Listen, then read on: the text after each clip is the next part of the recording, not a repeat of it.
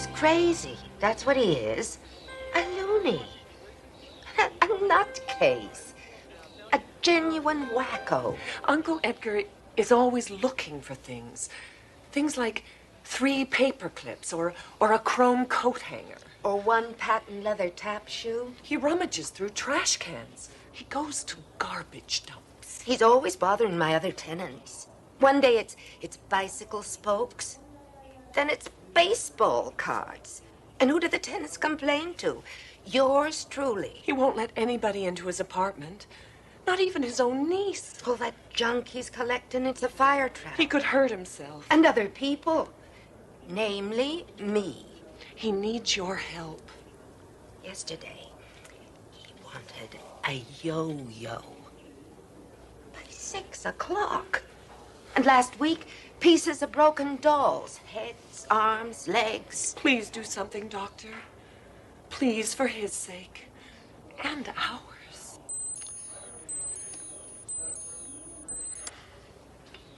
Of course.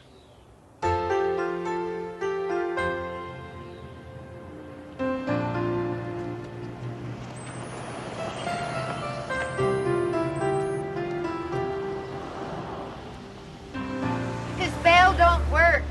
Mrs. Milligan. I think he's disconnected it. Down there, in the basement. Oh, thank you.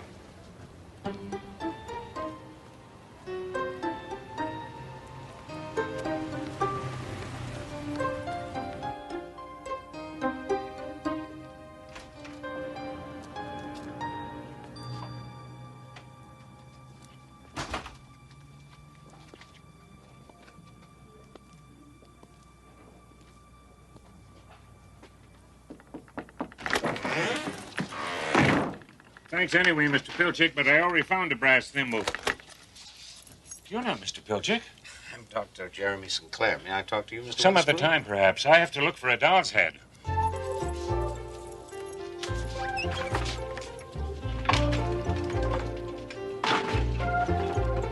One old man in a private world of irrational urgencies. For Dr. Jeremy Sinclair, an all too common sight. But Edgar Witherspoon is a most uncommon old man with a secret that reaches out to the 4 corners of the earth, as the good doctor is about to discover. Your niece. She worries about you. She's a very nice woman, so tell her not to worry. See, a simple solution. Thanks for coming. It's been a pleasure meeting you, but I have to get on with my work. Your work? I bet you'd like to know what it is, wouldn't you? Yes. Wrong answer. You see a doll's head here anywhere? You mean like that? Ah, too big. Also brunette. I need blonde. And I need it in 5 minutes. And, what for? You want Santa Barbara to fall into the ocean? Then stand aside, sir. Stand aside. Woo-hoo!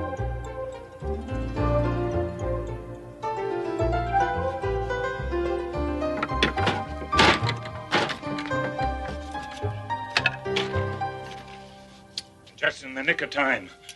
No time to lose. Mr. Witherspoon. I'm sorry. I shouldn't be rude. You've come all this way to see me. May I come in? And it was so nice, a pleasure meeting you. Tell my niece hello. Now, if you'll excuse me, I've got to stop the shaking in Santa Barbara. Mr. Witherspoon. On your way out, could you dump this?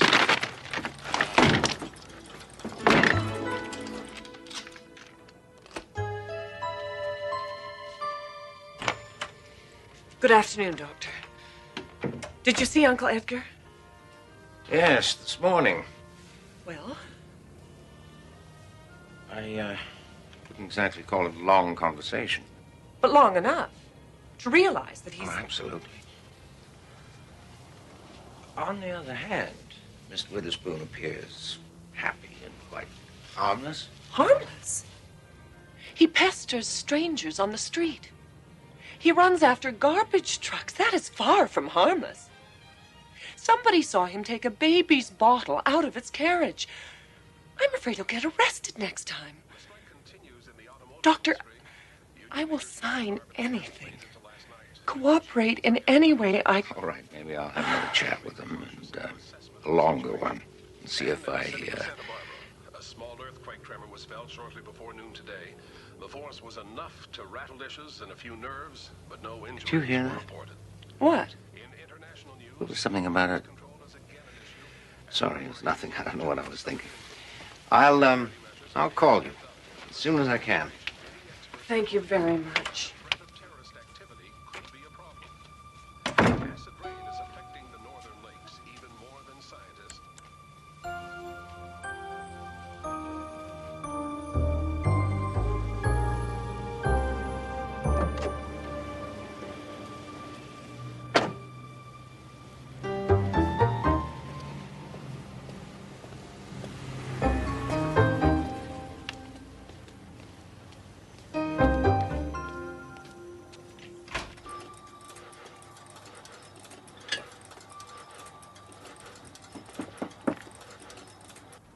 Mr. Witherspoon?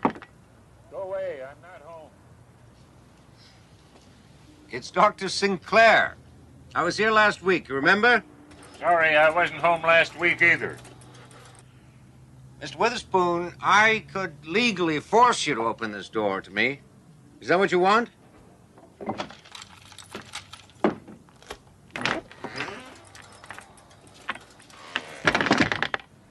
You're a curious one. Odd, you mean? I mean, nosy. I'm paid to be nosy. Curious, I mean. Really? Don't you think that's odd? Most people are curious for nothing. That's very nice for you. Are the hours good?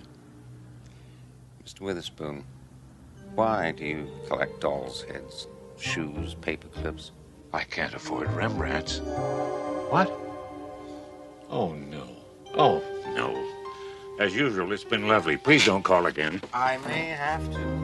And next time it might not be so lovely. You understand what I mean, Mr. Witherspoon, wouldn't you? Rather invite me in of your own free will. You must. You must.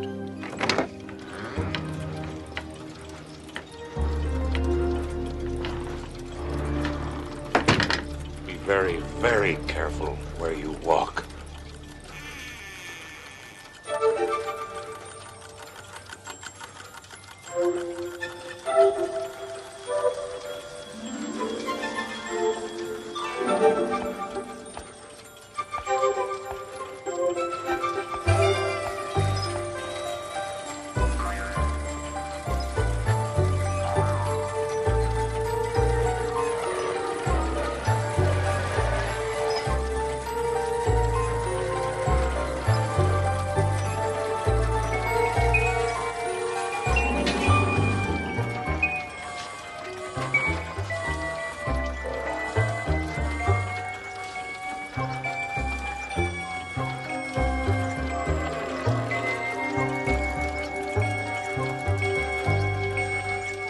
That was a close shave. This is very, interesting, Mr. Witherspoon. What is it? This is the only thing that keeps the world from going poof.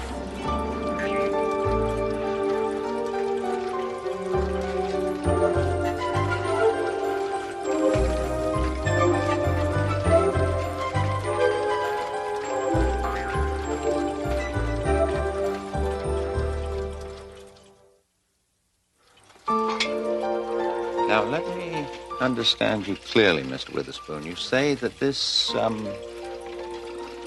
is what keeps the world from going poof? And it's not easy. Most things are nearly impossible to find. Where would you look for a skate key? Oh, I can't imagine. I found one, though. You think that's crazy? Well, You wouldn't by any chance have a business card, would you? oh, yes, of course.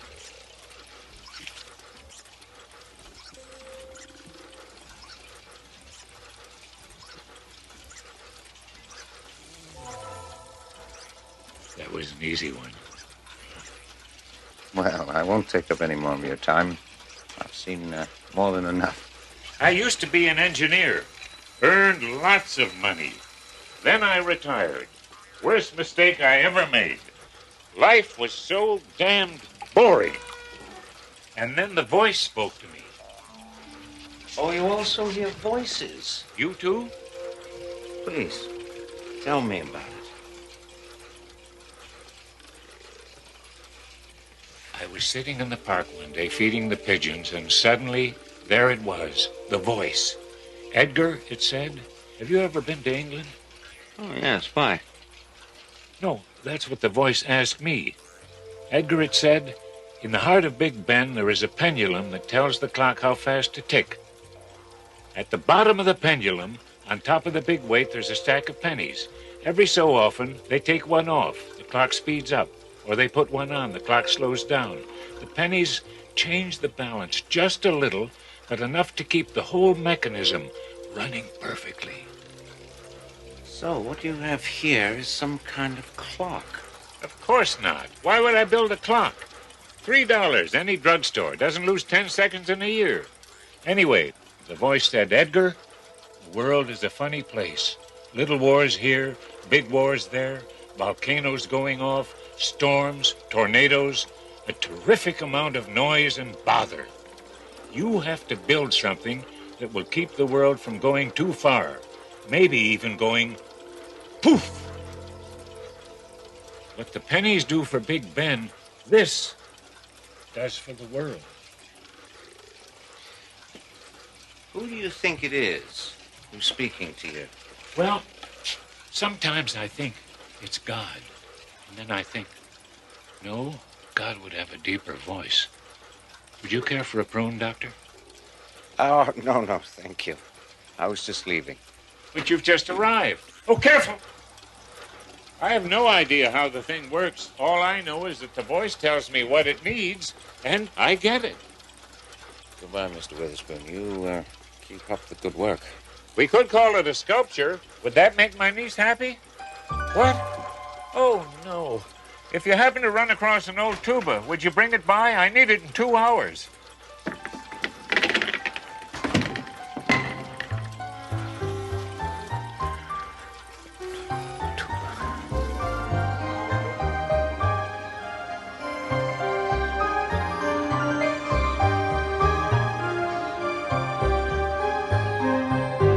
Cynthia, don't do this to me. Uncle Edgar, please. It's just for 3 days while they observe you. It's too long. It has to be maintained, kept in balance.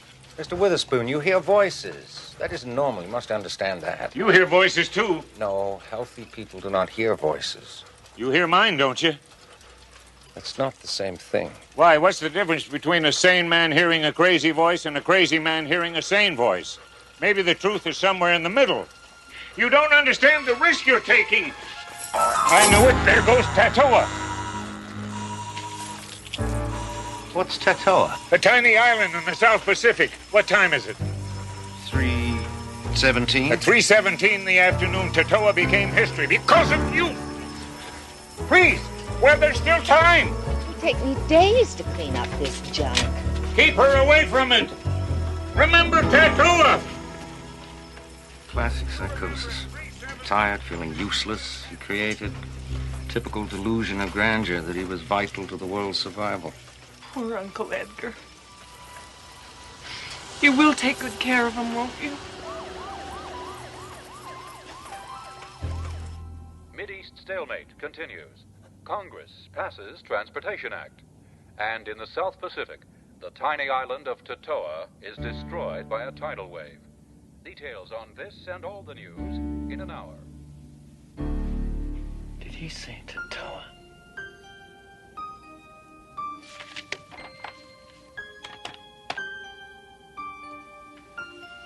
Yes, the number for the Chronicle, please. Thank you.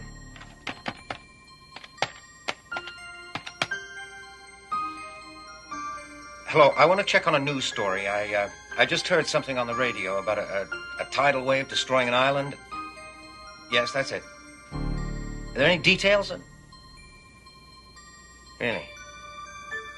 I don't know. When? This afternoon?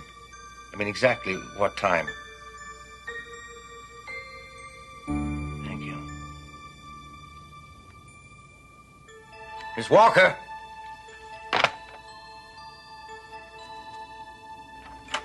Yes, Doctor. Tatoa was destroyed at 3:17 this afternoon. Is that bad? Last week, Santa Barbara was hit by an earthquake. I'm not taking any chances. Oh, my God. The landlady. She'll destroy it. Santa Barbara? Get Mr. Witherspoon released immediately. Drive him home. You personally, as fast as you can.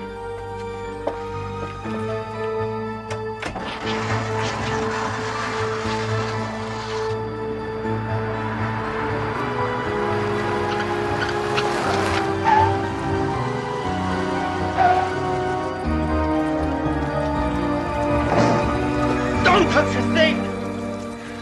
You didn't, did you? You haven't touched anything or moved anything. Not yet. Why?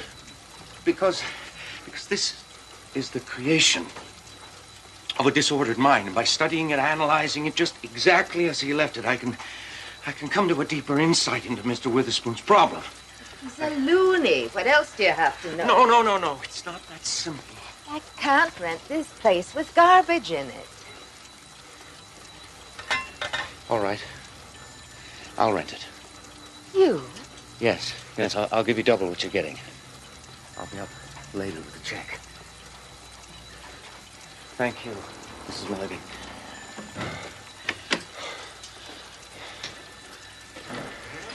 He's escaped. Excuse me. Hello. Mr. Witherspoon! Mr. Witherspoon! Should I call the cops? No. Everything's going to be fine. Mrs. Milligan.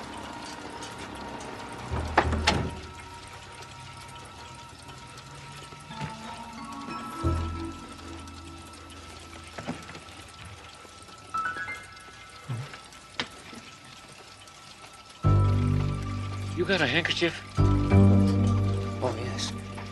Yes, right away.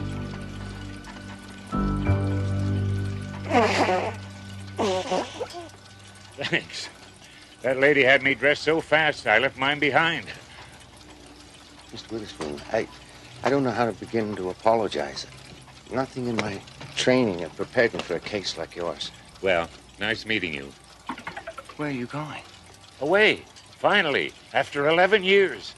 But what about Puff? The voice spoke to me while I was in your hospital. It said, "Edgar, have you ever been to Miami?" I said, "No, but I used to think it would be a nice place to retire." "Go for it," the voice said. "You're off duty." You mean all this isn't necessary anymore? Sure it is. It's absolutely essential. The world still has to be kept in balance. So who's going to... I mean, look, it needs adjusting already.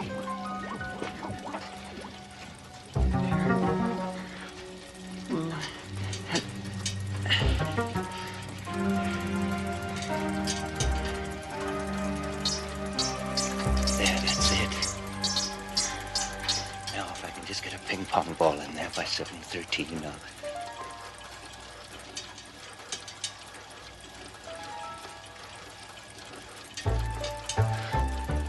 Well, I guess we solved that little problem. I'd get cracking if I was you. Impossible. I refuse. Jeremy, really, you'll grow to like it. Give it a chance. So long. Don't take any wooden nickels. Unless you really need them, of course. Mr. Witherspoon!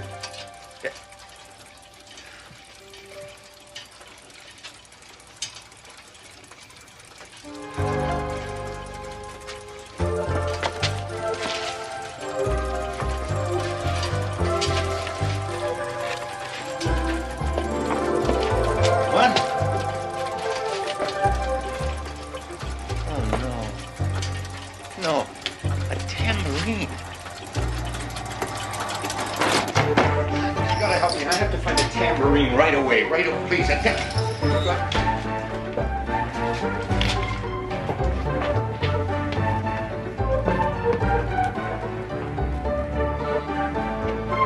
you help me?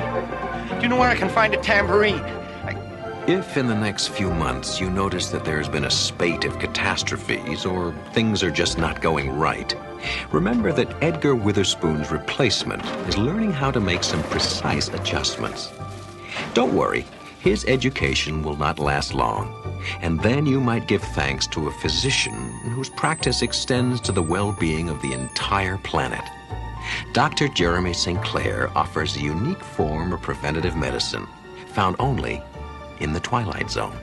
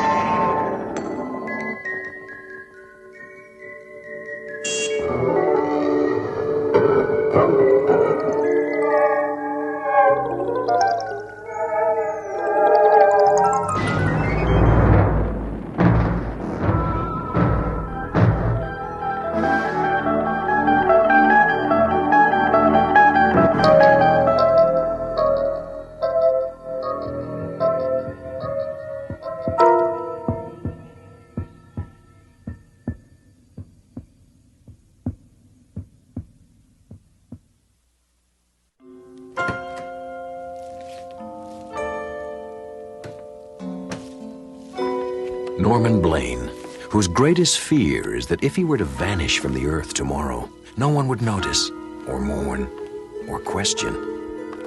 And whose greatest sadness is the realization that he is probably right.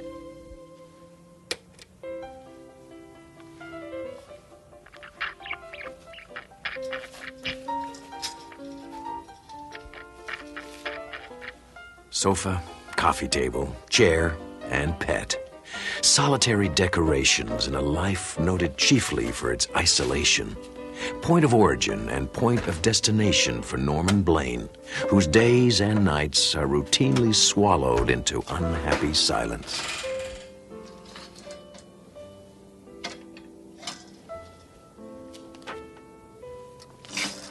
Hi, Bob. Hi, Linda. You going out tonight? No, I'm going to court tomorrow. Oh, great, Bob. They're going to let you practice again. No, it's alimony court, Mike. My wife's suing me for $1,000 because she says a cat needs daycare. Oh, alimony. You see, Linda, I hadn't even thought about alimony. Ludwig van Beethoven, Claude Debussy, Tchaikovsky, and Ravel. Finally, a collection of your all-time favorite classical hits. Remember this one? Or this haunting melody? Music whose beauty never fades. All on one album in a unique offer. Only a limited number of these special edition sets will be made available to the public. So, call 555-4221 and order Classic Edition Volume 1 while supplies last.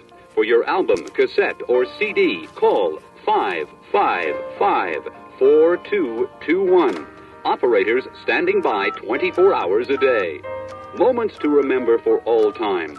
Share this album with your loved ones. Rachmaninoff, Haydn, Strauss's Blue Danube, Pachelbel's Canon in D. You'll be glad.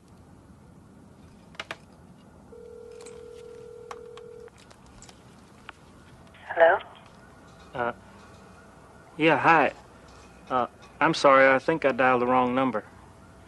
Excuse me? Listen, I'm really sorry. It's just a wrong number. I probably woke you up. No. It's, okay.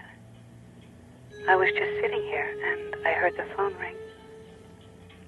For a minute, I was afraid whoever was calling would hang up before I got here. Yeah, I know what you mean. I hate it when that happens. Really, annoying. What's your name? Norman? Norman Blaine? You have a very nice voice. Thank you. So do you. What's your name? Marianne. Marianne. It's a good name. Listen, would you like to talk a bit? I mean, if you're not busy or... That would be nice.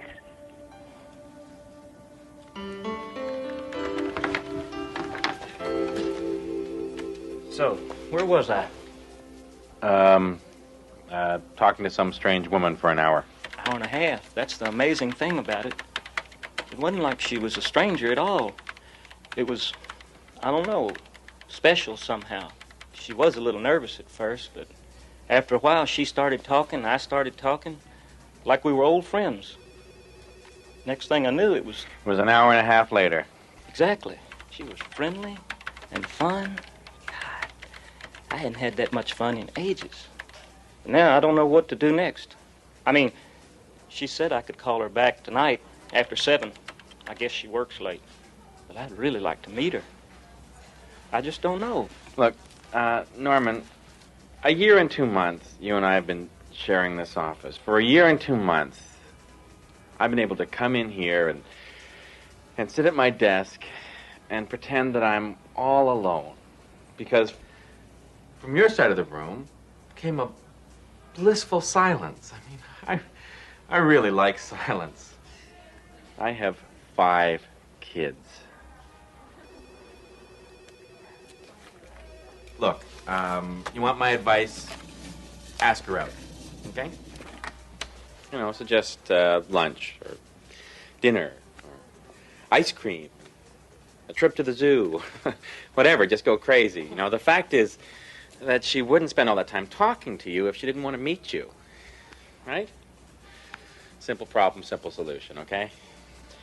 Now, Norman, you're a nice guy, but for the next hour, I would really like to have no noise. That would make me a really happy man. Okay?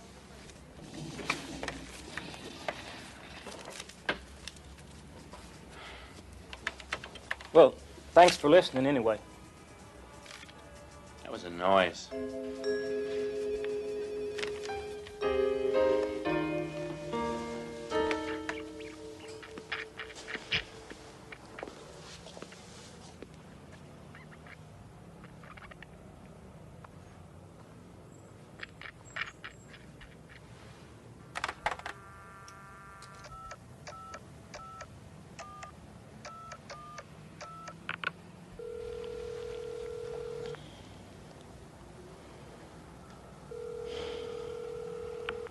Hello? Hi, it's me. I didn't realize we've been talking for over 3 hours. I probably should let you go. All right. But one more thing. I just want you to know, Norman, I really enjoyed our talk last night. And tonight. I wanted to thank you.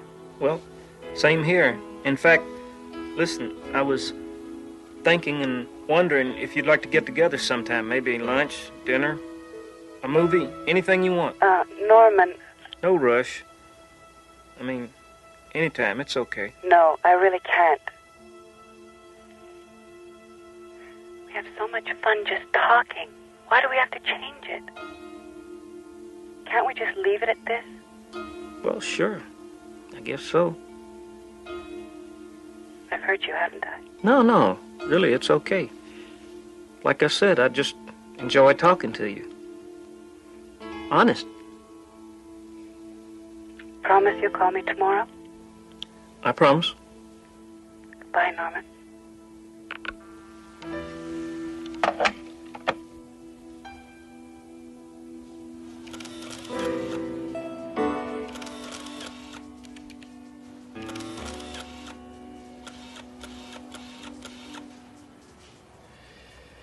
Okay, Norman, give. What? For 5 days now, you've been absolutely quiet, not a sound. You know, it's the strangest thing. We've talked for hours and hours over the phone, but she won't come out on a date. So let me give you some advice. Okay. Look, you say you want to meet this woman, right? But you don't know who she is, and you don't know where she lives. All you've got is a phone number. Have I got it surrounded here? Yes. Okay, well, you've heard of reverse listing.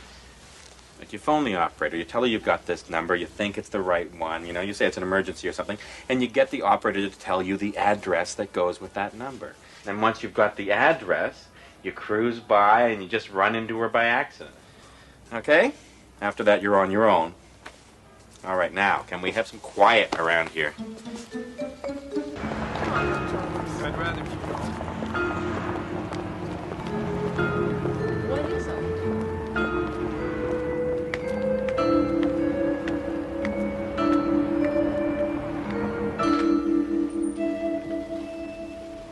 Excuse me, do you know if a Mary Ann works here?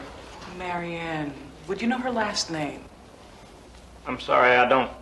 She could be one of our interns. Interns. Volunteer workers. Who would I check with? You could ask the director, but she's out for lunch.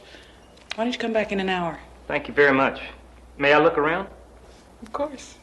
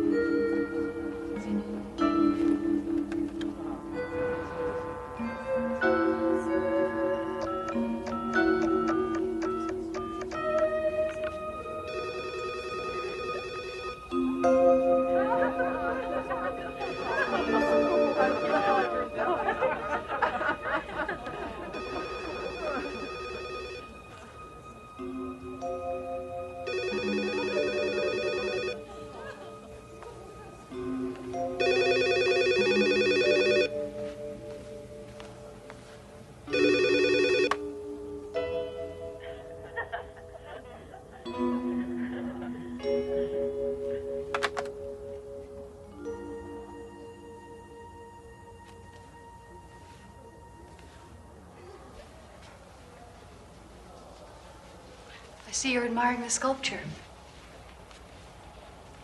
Very nice. Terrible story, that one. Oh? That's the last thing she ever did. The self-portrait. Hmm. I never met the woman myself, but if this work is any indication, we've lost a very special artist. Why a woman as talented as that would kill herself, I don't know. She killed herself. Oh, yes. There were the usual rumors, of course. Lovers' quarrels and all that. What a waste. It breaks my heart to think we'll never see anything else from Mary Ann Lindaby.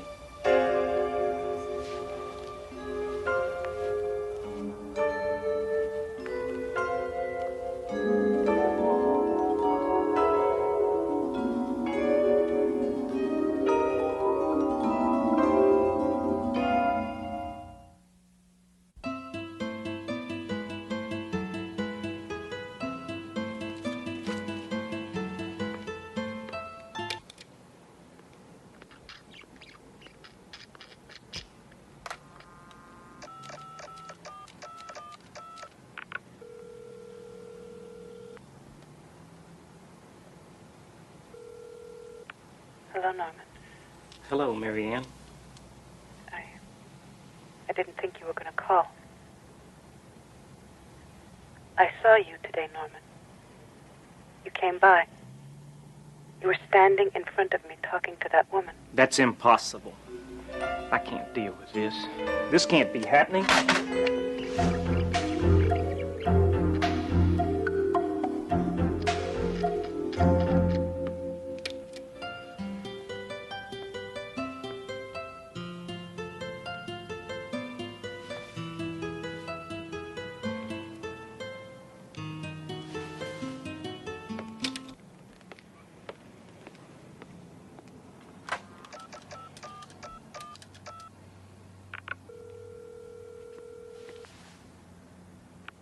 Hello?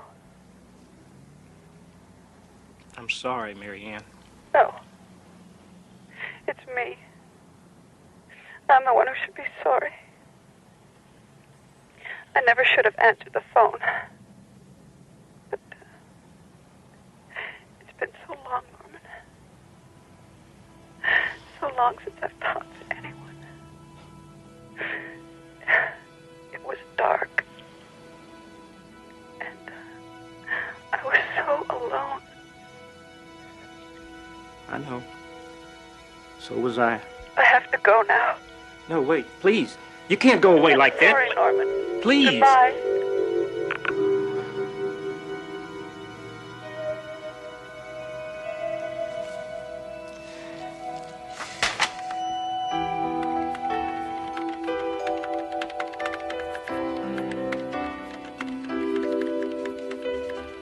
I'm going to lunch now. I'll be back in an hour.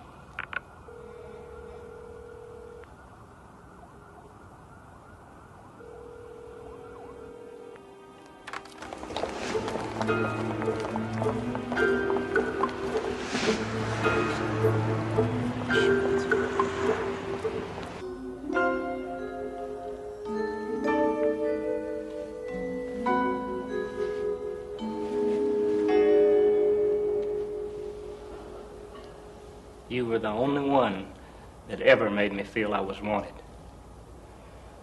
That I wasn't just some jerk. I miss you. I miss talking to you on the telephone. It was the only thing I had to look forward to when I came home. After a while, it was the only reason for going home.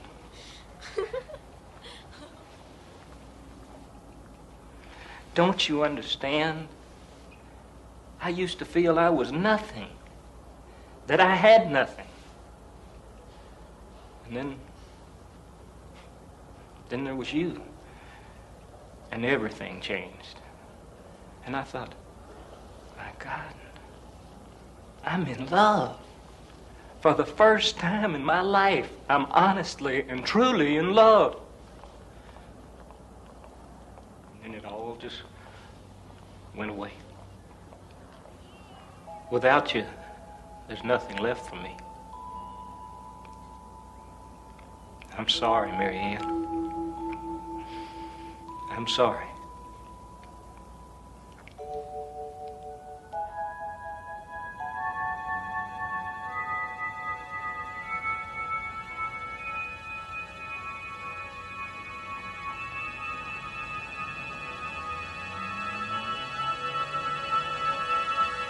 Excuse me.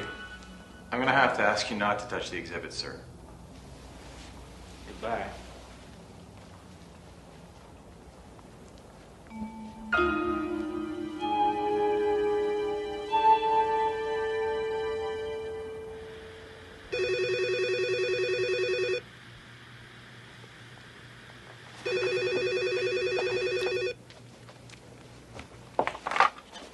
Hello?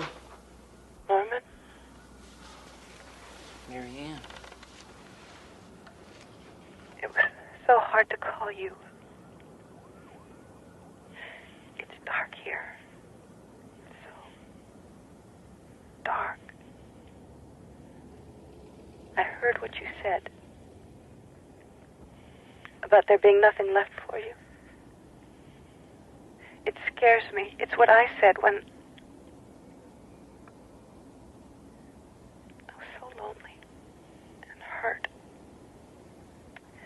And I couldn't make the pain go away. It just stayed with me so long and so hard. And I couldn't take it anymore. I love you, Mary Ann. No, please. I do, and I'm sorry. I didn't think it would happen. I didn't expect it, ever. And I can't help it. I love you.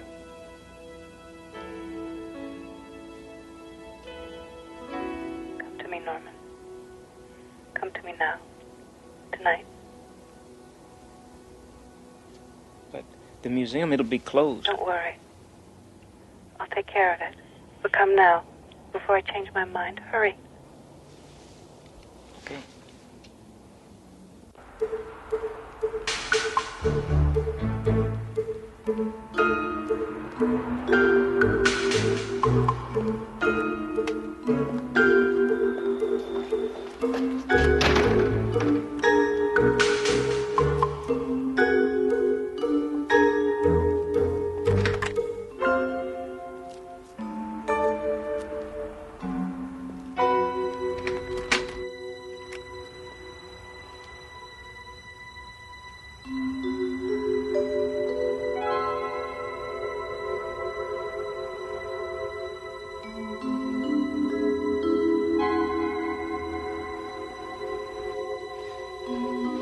Marianne?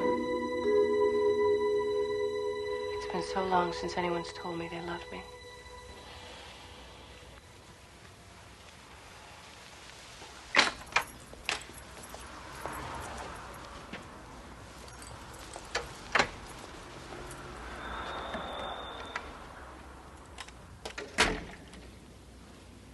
I don't want to be alone anymore. Stay with me. Please. Forever.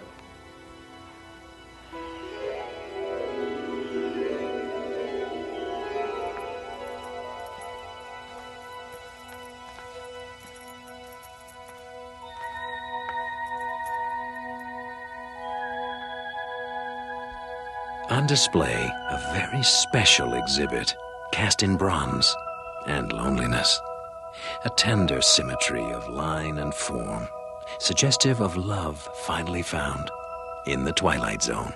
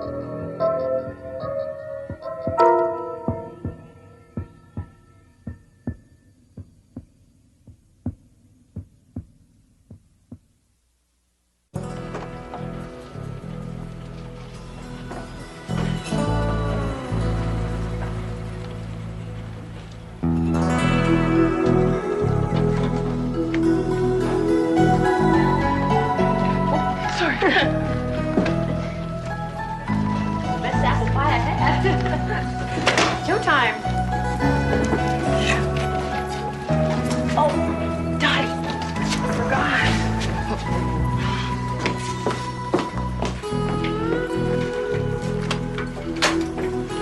Morning.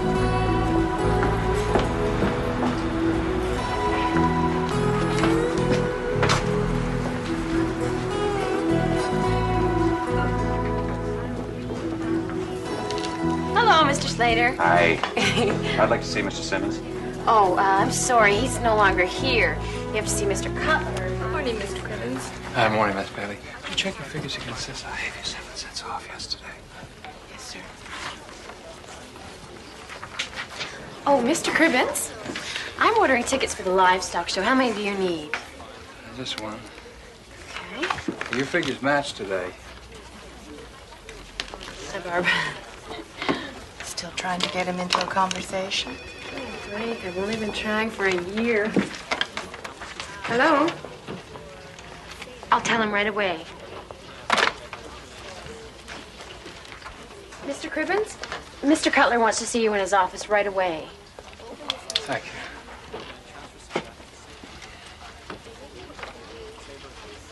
Uh-oh. Last week Simmons, this week Cribbins. A human calculator? Cutler'd never fire him. Focus on Warren Cribbins, a myopic little man, precise with figures, awkward with people. His horizons, a bottom line dotted with decimal points. But his safety in numbers is about to be erased. No, no, no. Don't get mad and don't get even. Just get ahead. Yeah. Sure.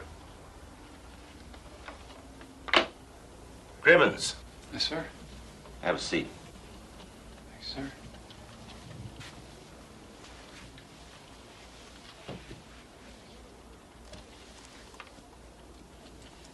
I'll get right to the point.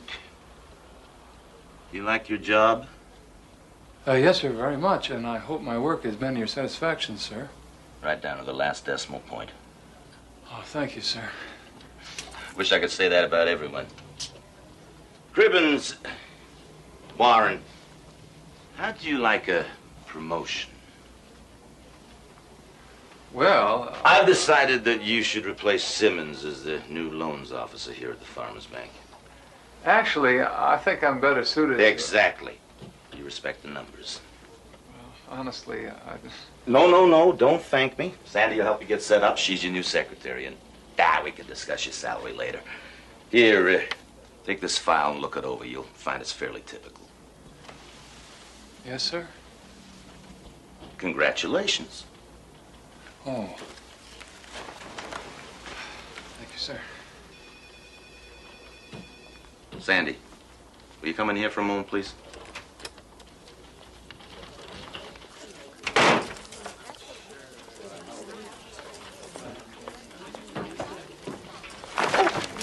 I'm sorry. I wasn't looking where I was going.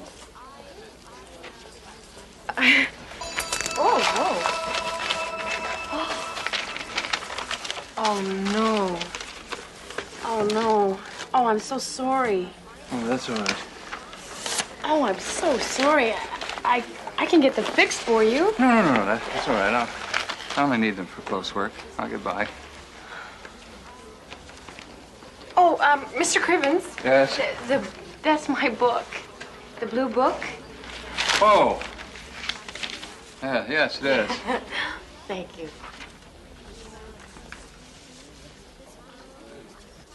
No, I did not take out your loan. You did. Yeah. Yes, and you agreed to abide by the conditions of said loan. No, I can't do that.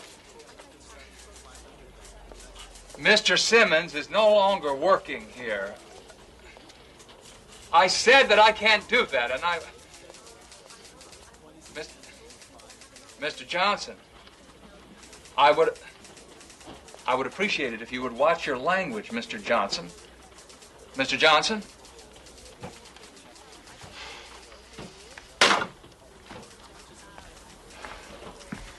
Did you want anything in this hot water? Oh, no, I have my own tea bags.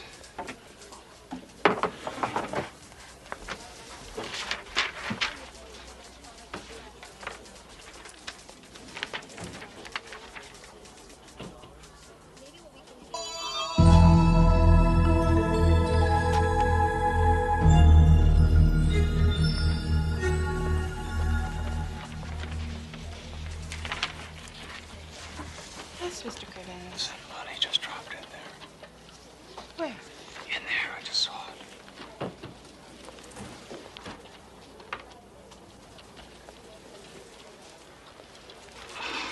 I'm sorry. Oh, it's okay. I could have sworn that. Really, I am. I'm sorry. Okay.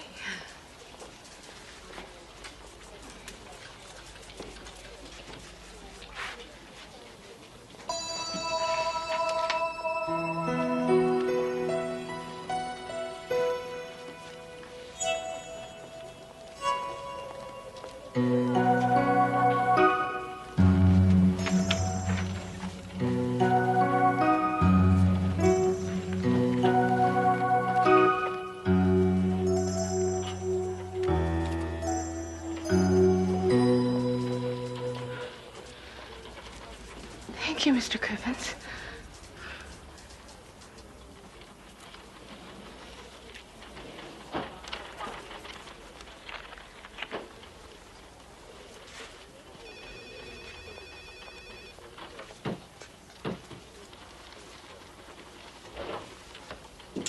Mr. Cribbins, Mr. Cutler wants to see you as soon as you've read all of these. Thank you. Okay, now those green pins represent the property that the bank already owns, the color of money. And the white ones are what the major farm combines own, pure and untouchable. And the red ones, well, they're what we have paper on, mortgages, Warren. Some firsts, mostly seconds, for people mostly operating in the red. And those are my new concerns? Exactly. We have to call in all outstanding loans as they come due. I see, but what if they can't pay? Then we foreclose.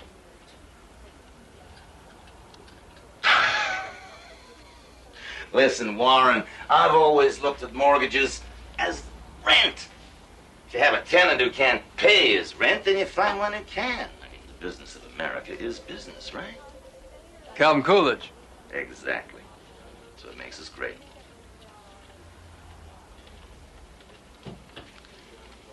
Warren.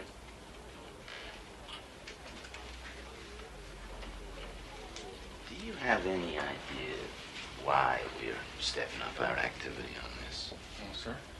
Well, it has to do with the new state highway coming through. If you own land the government wants, it's like sitting on oil. Do you know where the new highway is going, sir? Oh, boy. If I knew that, Warren, I'd own this bank instead of working for it. Anyway, the more deeds we own, the better our chances, so let's start changing those red pins to green, A-S-A-P. I'm afraid you're delinquent on your loan, Mr. Slater. A letter was sent advising you that grace period's over this week. You can extend it a little more, can't you? No, I'm afraid we can't do that. The business of America is business, Mr. Slater. The business of America is people. Or it should be. Please, Mr. Slater, let's not take this personally. This is just business.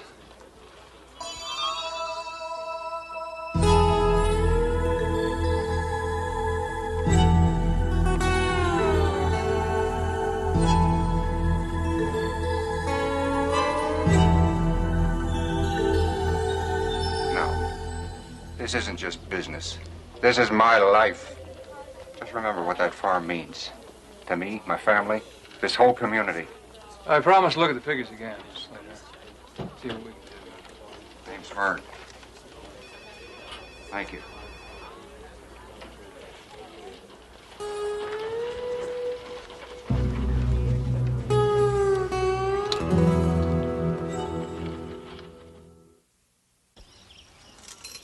It's an enormous piece of property. Without us farmers, just dirt and dust.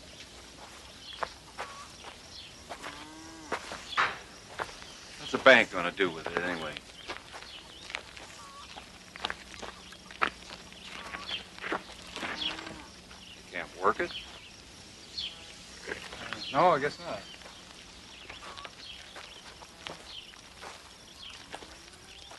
Adam, where's your mom? Mom! Emily!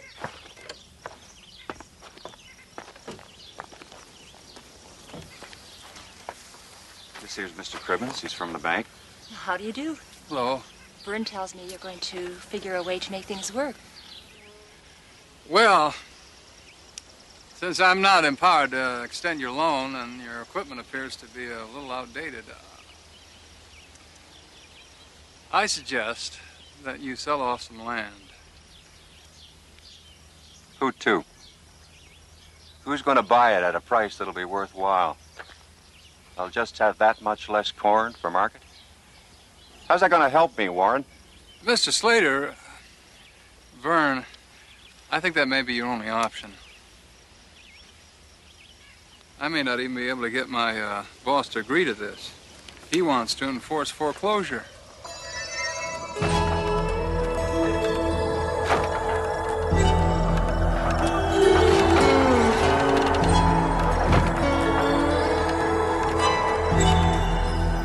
I think enforce is the key word here. Oh, please, just look this over and think about it. I ain't selling. You hear me, Warren? You go down to the bank, you tell them I ain't selling. Tell them loud and clear, Warren. You hear me? I got faith in you, Warren.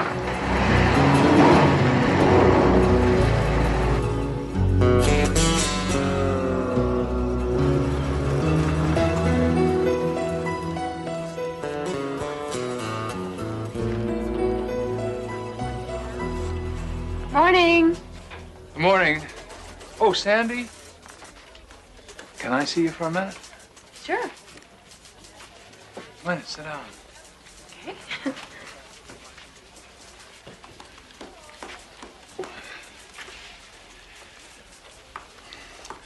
I have a question I'd like to ask you. If you were in a position to help some people, but by helping them you might lose a great deal yourself, yet by not helping them, the people you want to help, they may lose everything. Would you do it? Well, I mean, even if it meant risking your life savings.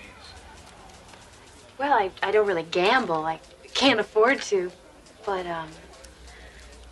well, I like doing things for other people.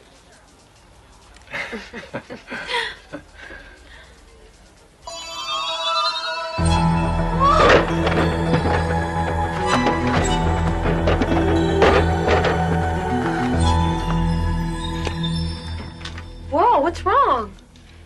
What do you mean? What I mean is you just jumped right up out of your chair. Oh, well, nothing. Nothing really. Oh, yes, would you do me a favor? I'll try. Would you draw out a cashier's check for this amount from my savings account? Sure, no problem. Anything else? Yes, there is one thing. Please, be very careful around the bank. You sound like my father. Please, be careful. Okay, I will. Thank you for your concern.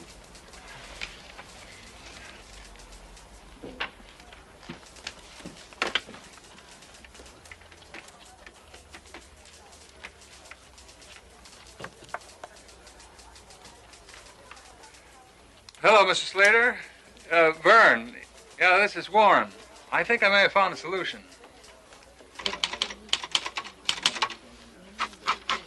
Vern, I think this may solve your problem.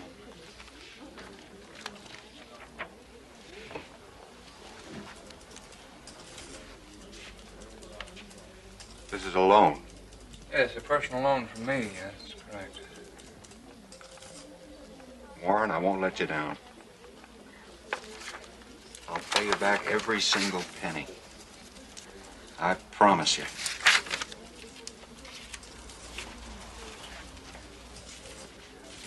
Just deposited by 3, Warren.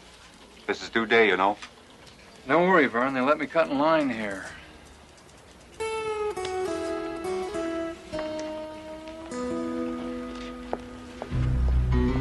Sandy? Oh, I'm sorry, Miss Bailey. Mr. Cribbins, what are you doing? Oh, I'm sorry. Nothing really. I just,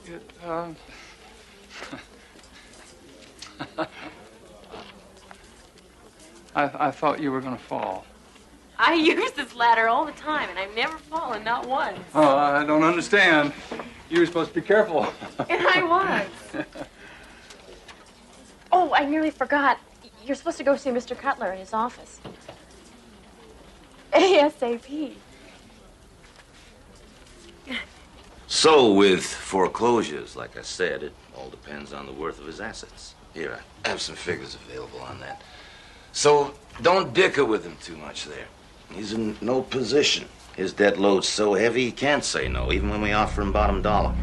Oh, sure, it's a tough deal for the guy, but, well, that's business. Right, Warren? No, I had no idea we'd strike it this rich by grabbing the Slater farm. Yeah.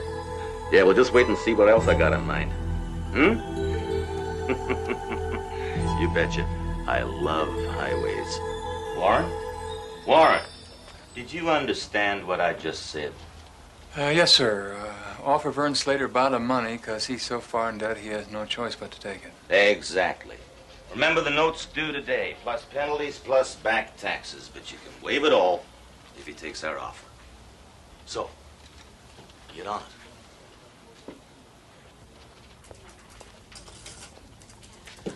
Everyone's closing and balancing. What did you want me to do with this cashier's check? I'm not sure, Sandy.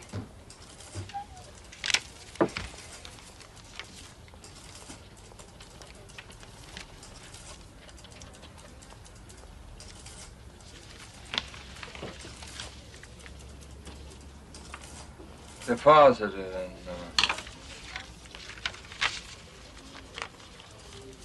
Vern Slater's account.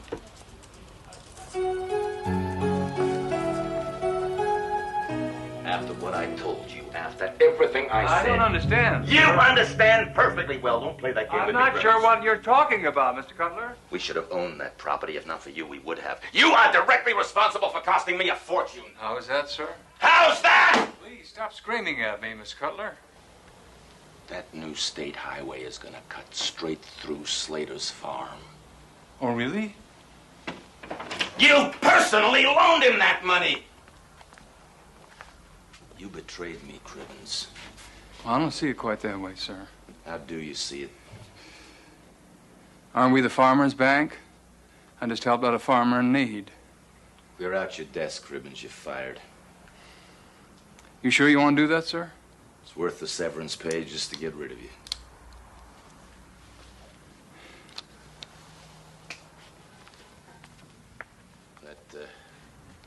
That sign's crooked. Fix it.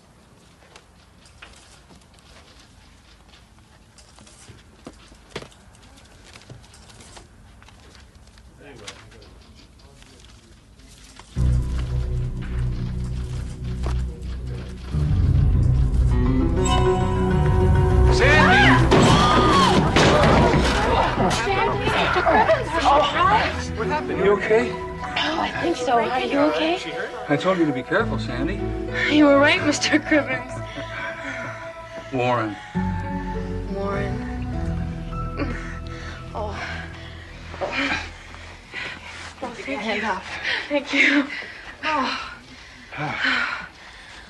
Oh, no, I did it again. What? Your glasses, I broke them. I think they're totally useless now. Well, that's all right, Sandy. I won't be needing them anymore.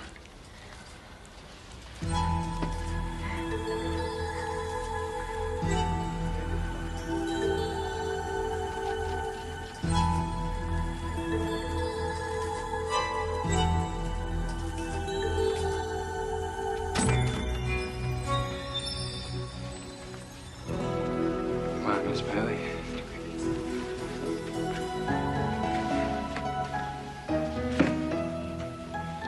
Accidents will happen, and Warren Cribbins had a lucky break.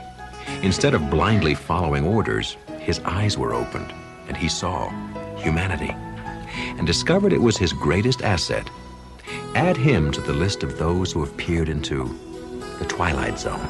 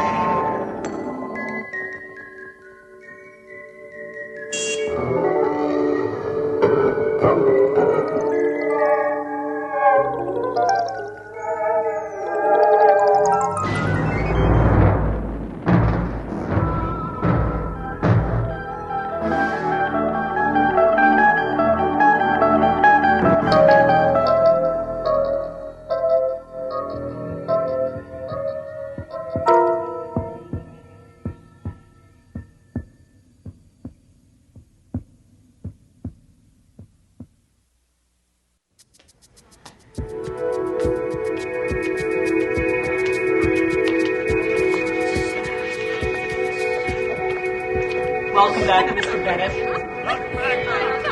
For he's a jolly good fellow, for he's a jolly good fellow, for he's a jolly good fellow. Heart transplant right here in our own office.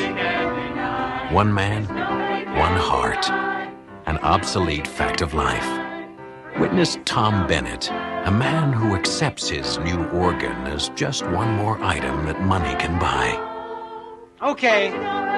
All right, everybody. Thanks a lot. That was very nice. Now, let's get back to work. A man who would tell you that the boundaries of the Twilight Zone are shrinking as miracles become commonplace. What the hell is wrong with Spence? Did you talk to him about this building lease? Sure, I gave him input. Why? Look, they want 3 floors, 3 high floors, and always ask you Tom, for... Tom, I know. I said exactly the same thing. I told him he's practically giving the store away. Now, about last night. Yeah? My compliments to your surgeon.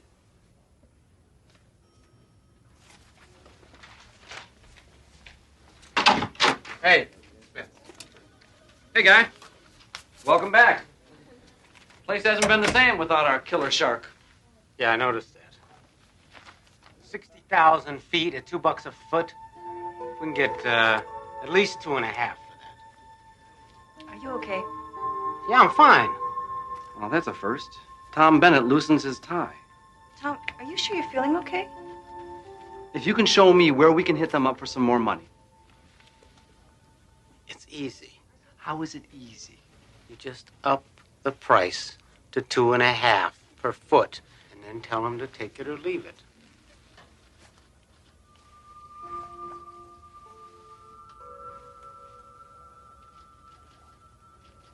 Did you ever own a pair of really good boots? Excuse me?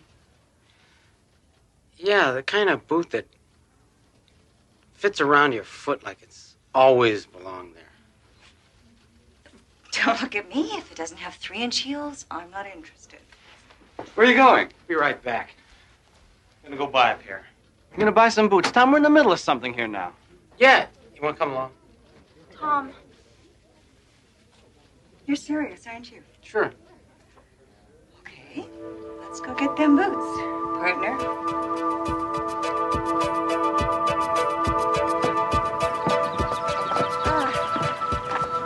Gourmet lunch? You shouldn't have. Come on, let's go for a walk. Okay, what's that?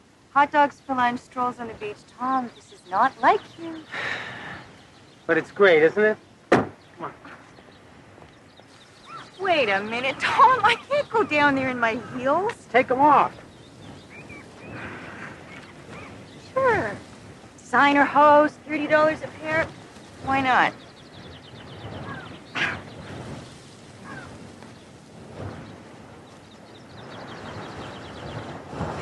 Nice, huh?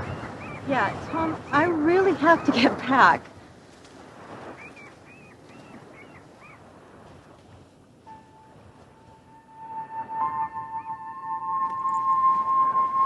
Tom. Hello? That woman. What about her? I've seen her before. Where? You mean here before? No. Yeah. Maybe I have.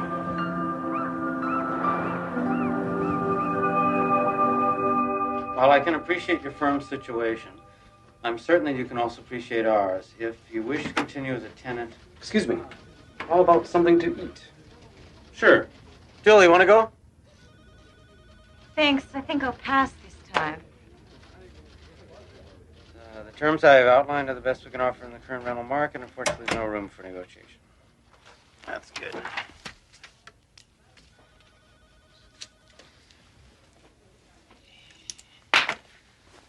You know, I was thinking this place could use a few plants. Definitely. I'll order some. Let's go. Good night, Mr. Bennett. He used to hate plants.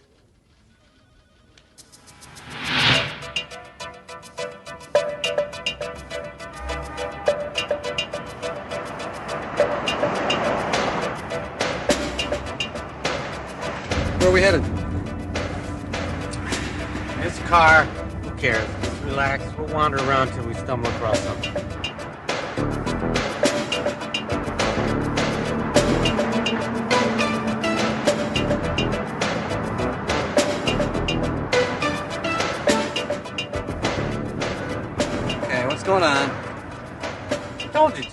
wandering. For an hour? Look, I know you like driving this car, Tom, but I'm starving. Hey, bear with me. I feel lucky. Jesus. Now, that wasn't wandering. Tom. I don't know. I just felt like going in this direction. Tom, when you have a heart transplant, it's got to be a shock to your whole system, you know? Did they warn you about anything like, temporary craziness?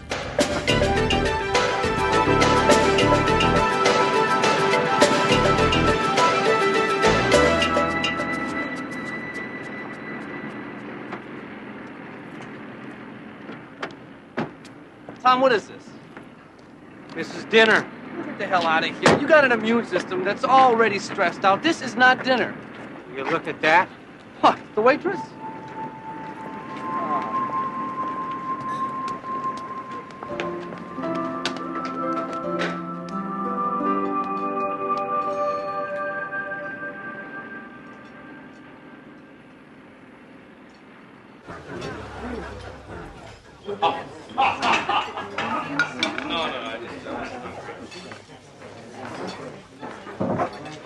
What are we doing here?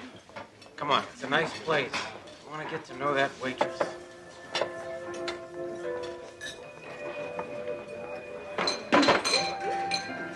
Why?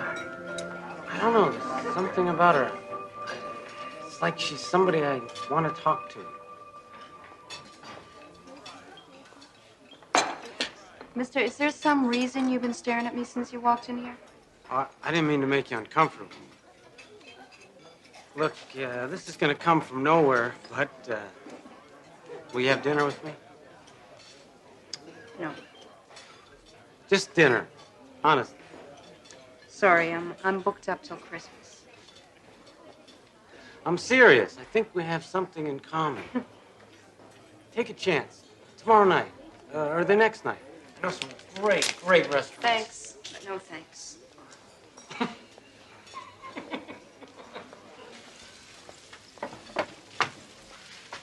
He asked me for a date. What did you say? What do you mean, what did I say? I said no. Mary Jo, you have got to start dating sometime, and this guy looks like one hell of a way to start. Why does he keep staring at me? He's weird. Look, what about Ralph? He'd ask you out in a second if he thought you were available. Well, I'm not available.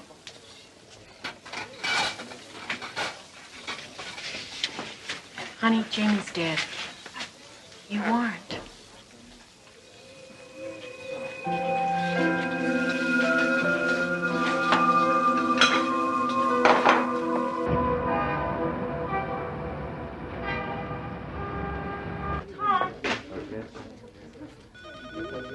Tom, I want to talk to you.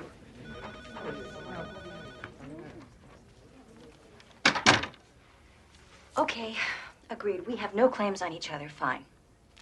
But I will not be humiliated. Huh? By a waitress? In some greasy spoon, Tom? Hey, I go in there for lunch a couple of days a week. That's it. So what's the attraction, the ambiance or the cuisine?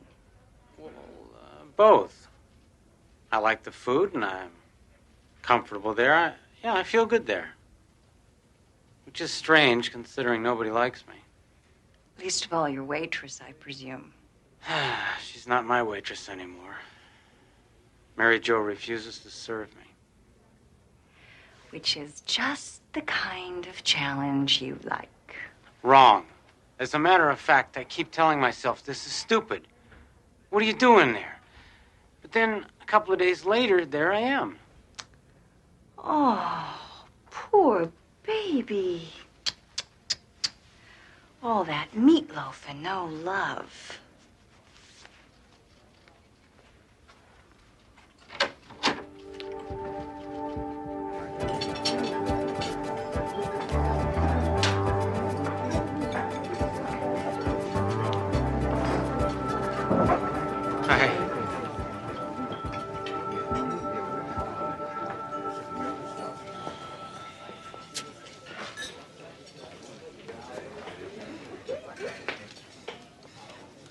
How about a piece of that cherry pie? No. Look, I am getting sick and tired of you hanging around here all the time. You're not coming here for the food. Yeah, it's really not that bad. And the fact is, if you're not coming here for the food, there is nothing here for you. Now, why don't you just go and get in your fancy old car and you go someplace else?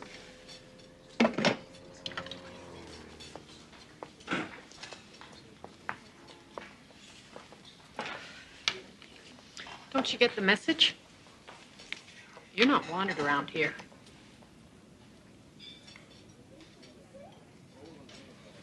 Come here.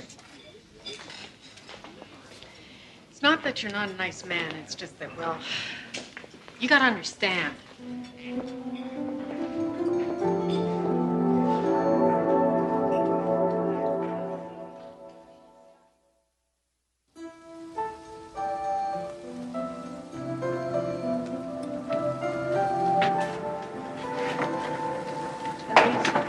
He's here.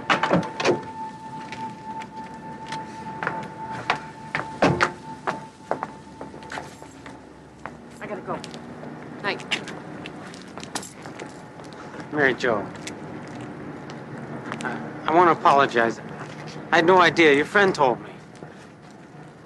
She had no business doing that. Mary Jo, you guys must have been pretty close, huh? Close. We lived next door to each other since we were 5 years old. We always knew we were going to get married. Well, maybe that sounds kind of silly to you. Well, maybe it is silly. But it was the kind of love that makes you hurt. The kind of love that you feel right down into your toes. He promised me. He wanted to wait until he had a good job. And it didn't matter to me at all, but it was important to him. And he did it. I was so proud of him. And he called me up. We set a date. And he was coming right over, and we were going to celebrate. We were going to have kids.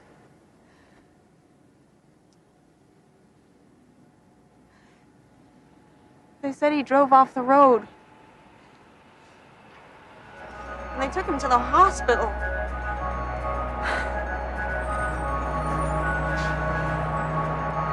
Even in death, he did good by somebody else.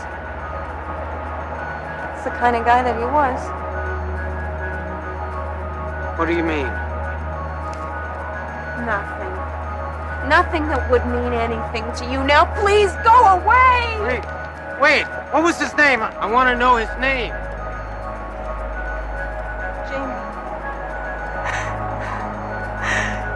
Jamie Adler.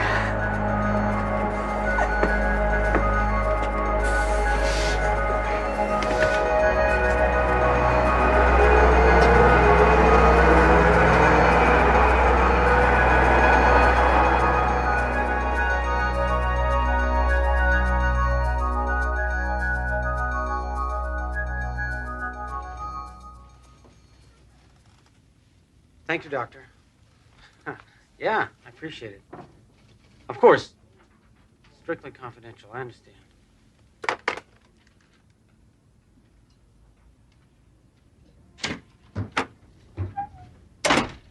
I've just been on the phone. Me too. Did you tell McLaughlin that he could set his own price? This is crazy, Tom. There is no way we can agree to it. You know whose heart they put in me? It's a man named Jamie Adler. Very nice guy. To which of you should I tender my condolences? It's a good question.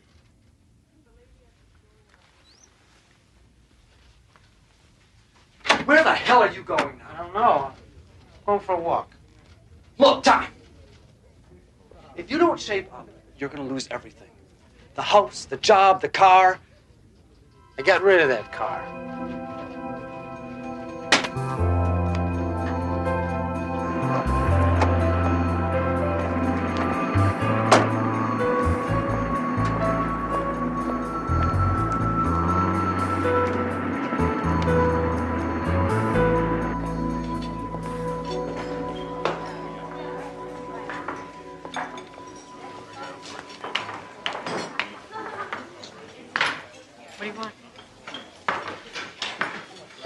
Coffee?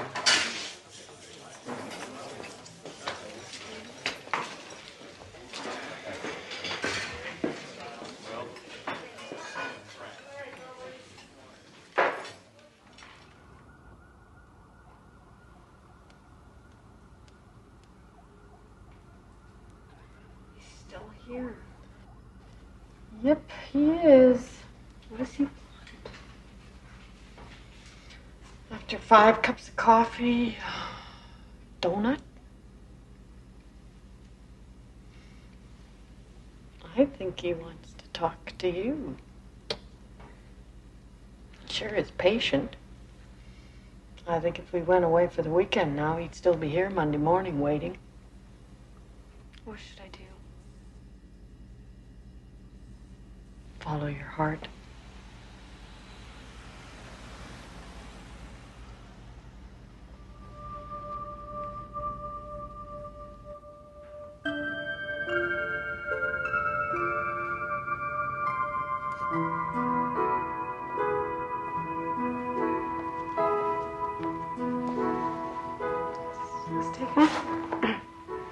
No. Please.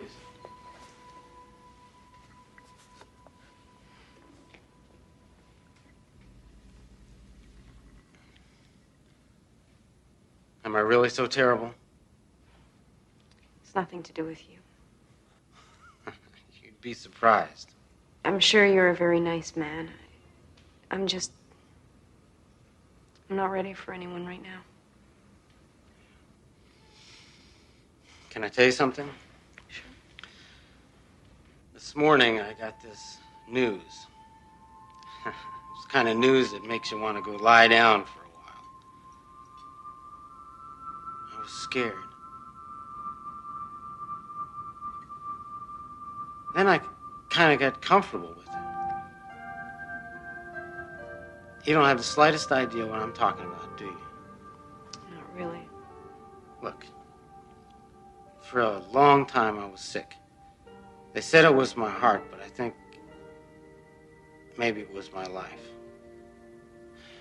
Half the time I didn't know what I was doing, and the other half I did, but I'm not sure which I'm more ashamed of. And now I've got another chance. What do you want from me?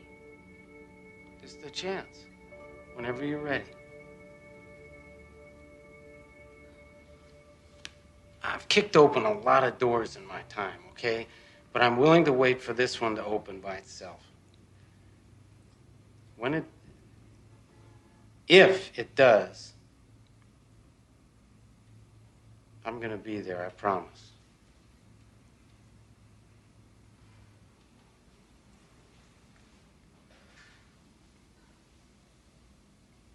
Well, at least let me buy you a piece of pie.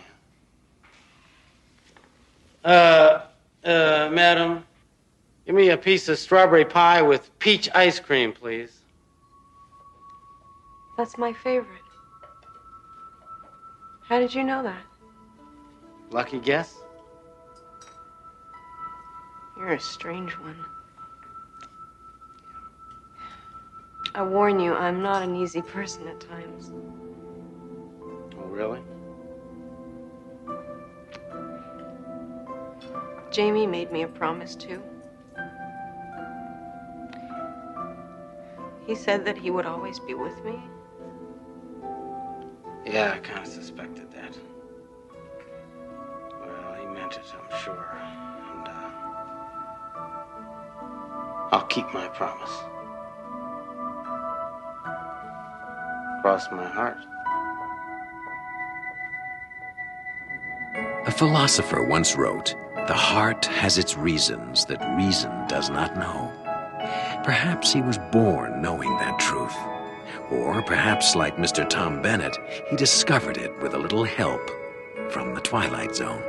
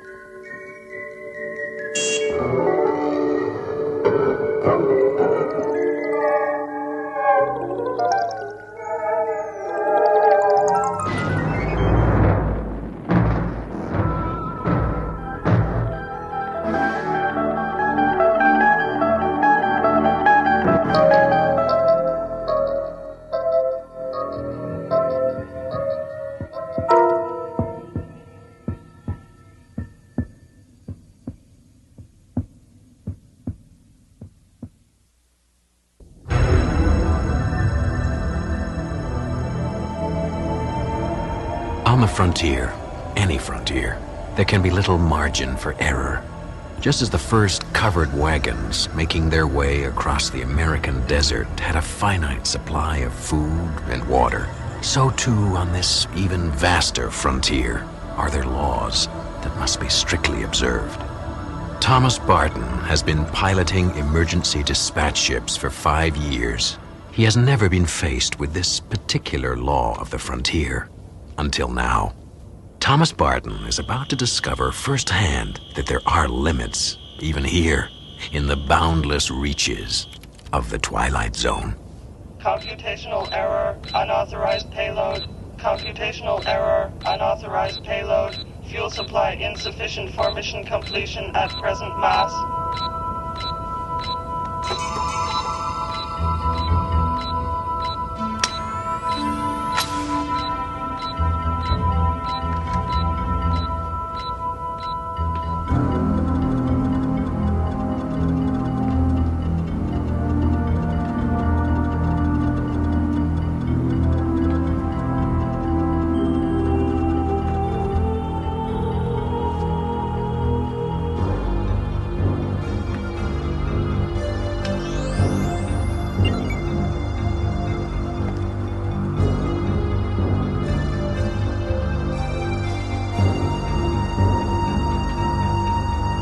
All right, come out of there.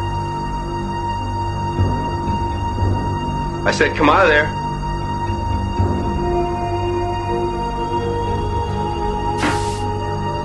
right, hold it right there. Right there. All right, come out real slow. Come on. Come on. All right. I give up. Look, I know I shouldn't have done this. Who are you? I was going to Mimir for the Linguistics Academy there. And then I heard your EDS was going to Woden, so I...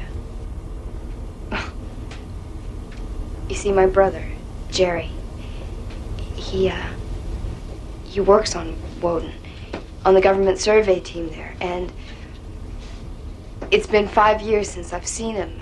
I haven't seen him since he left Earth. You see, it was just sort of the two of us growing up, and...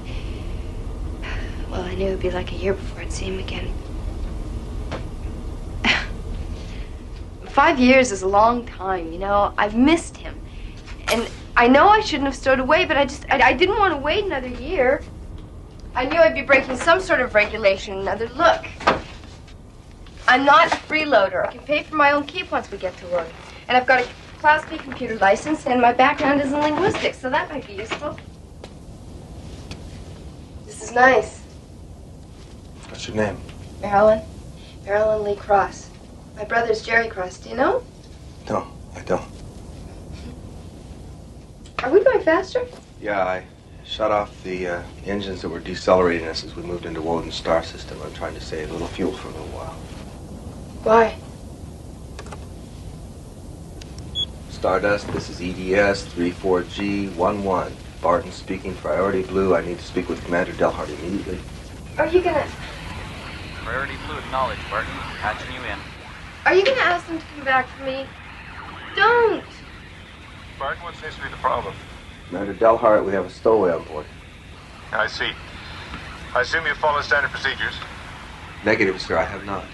Commander Delhart, the situation is a little unusual here. The stowaway isn't a criminal or a smuggler. She's a girl. What? Yes, sir, a teenager. She wants to see her brother in Woden. She didn't even know what she was doing. Oh. Commander Delhart, is there another cruiser in the area? A freighter or another scout ship? No, you're too far out. We're the only ship within 40 light years. What about sending out another EDS? It would never reach you on time. What about a ground-to-space transport from Woden? Anything at all, sir? No, I'm sorry. There's absolutely no possibility of intercept. There's just nobody out there to help. Martin, I'm sorry. I wish to God there was something I could do, but there isn't. You do understand that, don't you? What does he mean? Yes, sir, I understand. I'll get ship's records to call you so we can make the necessary notifications. Delhart out. Are you going to tell me what he means? The ship is carrying serum for cholera fever back to Group 1 on Woden. Their base was hit by a meteor storm. Their supply was wiped out. Do you know what cholera fever is? No. It's like meningitis. It's quicker and more painful. Group 2, where your brother is actually 8,000 miles away across the Western Sea from Group 1, so there's no way they can get back to Group 1 in time to help, which means 35 men are going to die unless the ship with the serum reaches them on schedule. I see, so I'm throwing you off the schedule? EDS, this is ship's records. EDS. This is EDS, I acknowledge. We'll need all the data on the subject's identification disc. One moment, please. I see your identification disc.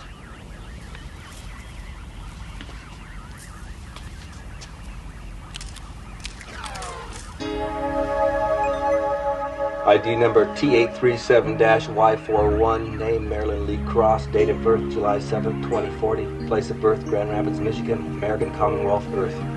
Original destination. Port City, Memer. Time of execution. What? What does she mean? At what time was the stowaway ejected from the ship? I'll inform you later. Ejected? She can't be serious. Now listen to me. It's my fault because I should have told you as soon as I found you. And I thought maybe once I contacted Delhart could do something about it. I don't know. If you eject me, I'll die. I realize that. Warning.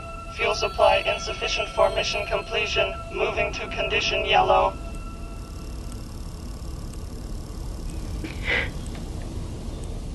I didn't hurt anybody. I just wanted to see my brother. Nobody wants you to die, and nobody would ever let it be this way if there was anything humanly possible they could do to change it, but there's not.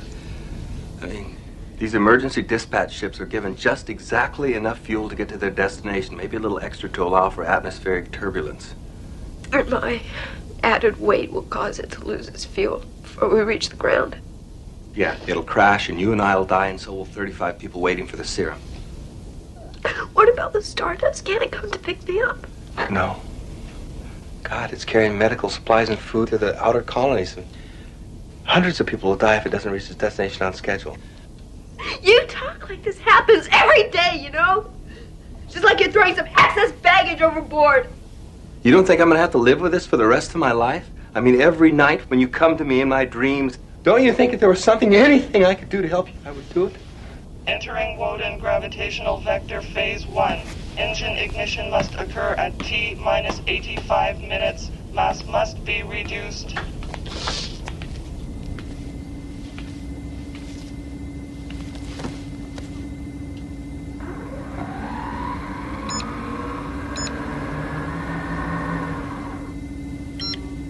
It's all just numbers, isn't it? Ratios. Equations. It's nothing personal. It's just mathematics. Yeah, you're right. You're absolutely right. It is just mathematics. I mean, H amount of fuel won't power this ship safely to its destination with M plus X amount of mass. It's as simple as that. X. That's me, isn't it? The unwanted factor in a mathematical equation. I can go alone, or I can take 35 others with me.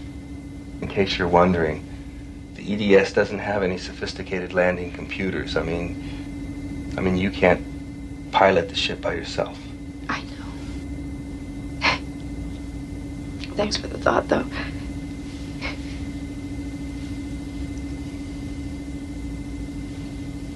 Isn't there anything else? What, jettison? These things are designed pretty lean. I mean, there's hardly an extra kilogram.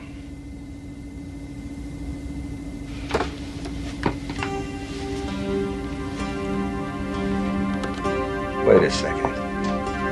Just wait 1 second. Warning, fuel supply insufficient for mission completion.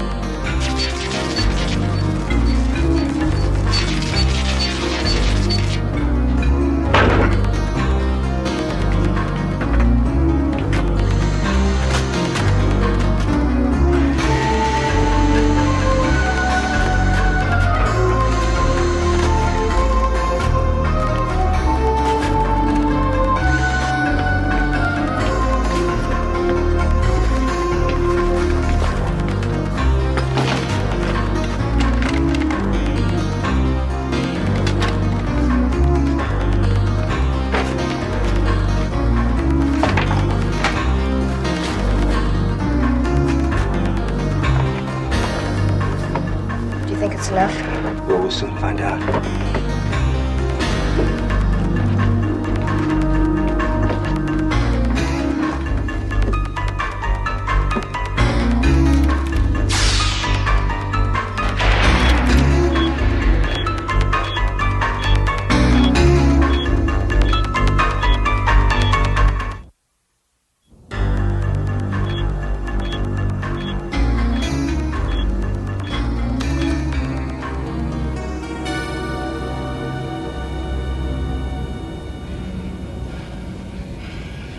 Damn it, that's not even half what we need.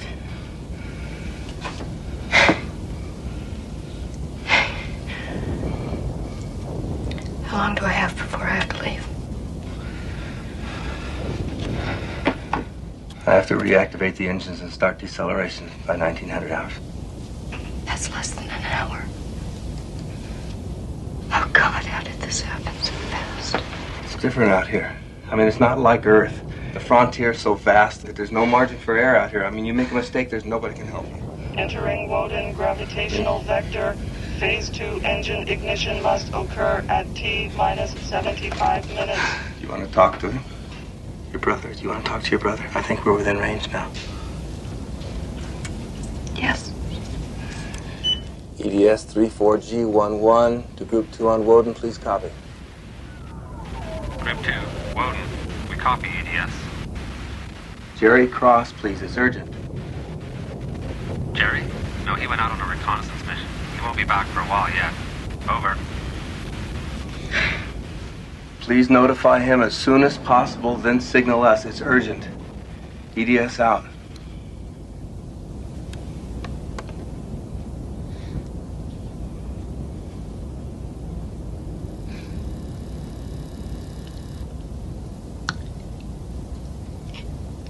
It seems to go faster all the time, doesn't it?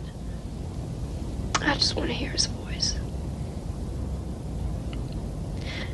I think when I hear his voice, I won't be so scared. It's cold in here. Is it cold? No, it's, yeah, it's colder than it should be here. Maybe I shouldn't wait, you know, maybe I'm just being selfish.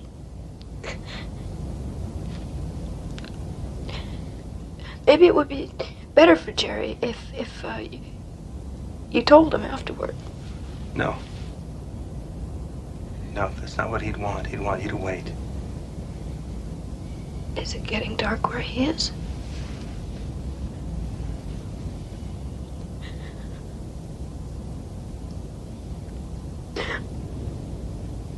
I've heard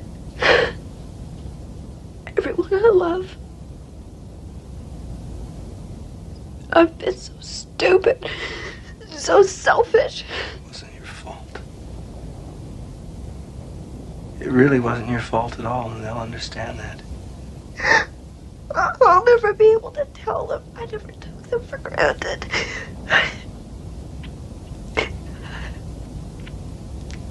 That I knew about all those little sacrifices they made. Also, I wouldn't have to do without. God.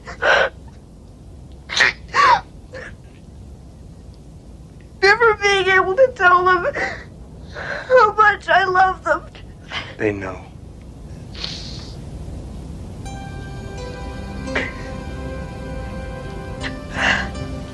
I've read about how people look when they die in space.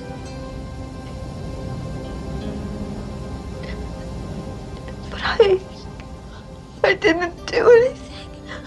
I didn't do anything to die for. Please, I know you didn't. I know you didn't, and I know you're not to blame, and I'm sorry. Do you understand me? I am so sorry.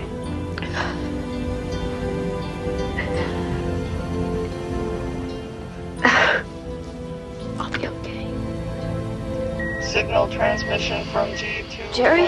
Incoming. It's Jerry.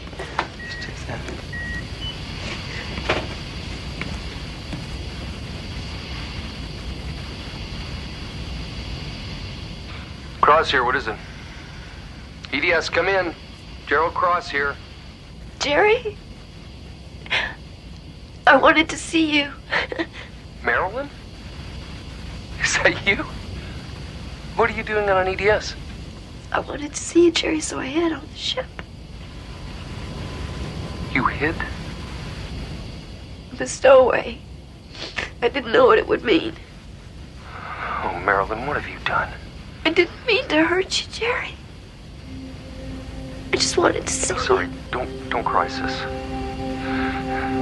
I didn't mean it to sound that way. It's just that it's unfair. It's because of me. Oh, don't feel like that, Jerry. Don't let me go knowing you feel like that. EDS, have you called Stardust? Is there anything? There's nothing he can do, Jerry. He tried everything. No one can help me now, I know that. I just wanted to say goodbye, Jerry.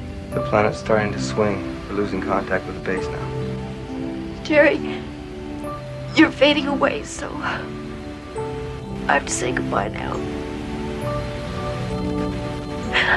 But maybe we'll see each other again.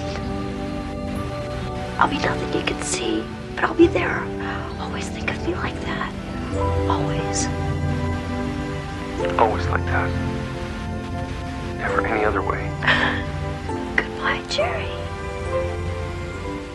I love you.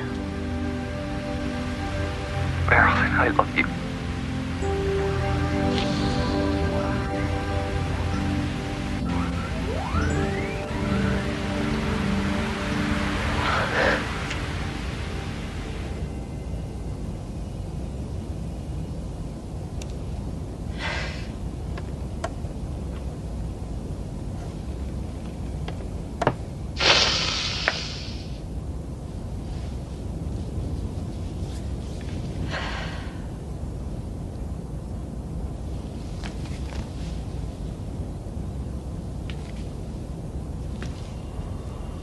Warning, fuel supply insufficient for mission completion at present. Mass. Condition red. Mission status in jeopardy. Condition red.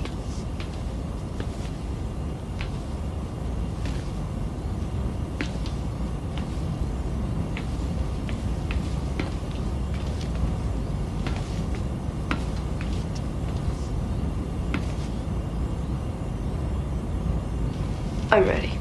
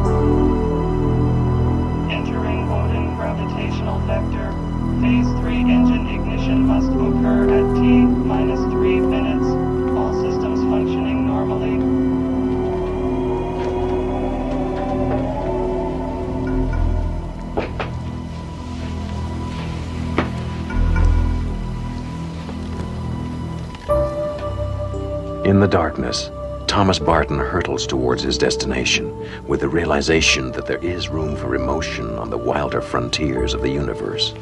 Emotion and the memory of a girl who had not known that sometimes it takes a human life to balance a cold equation in the black geometry of the Twilight Zone.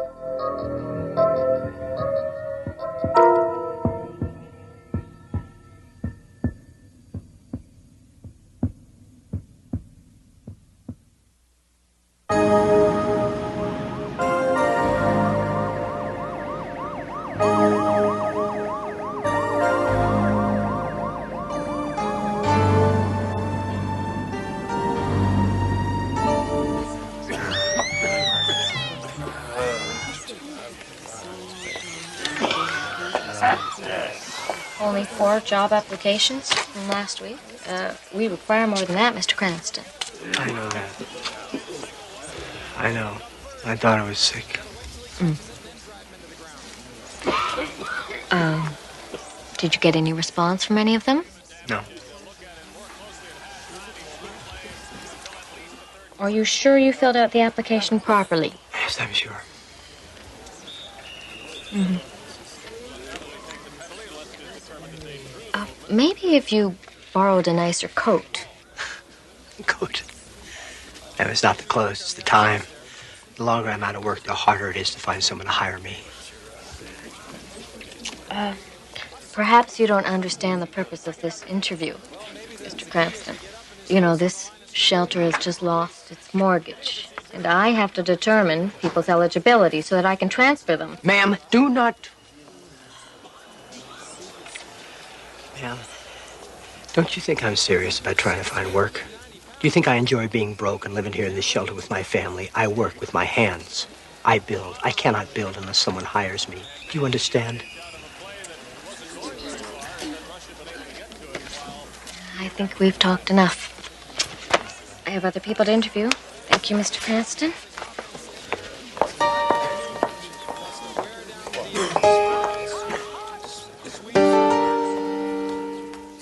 Steve Cranston, a man living what Thoreau called a life of quiet desperation. A man once successful, once firmly ensconced in the American dream, only to have it turn into a nightmare. Steve Cranston, a statistic whose number is about to be called from the Twilight Zone.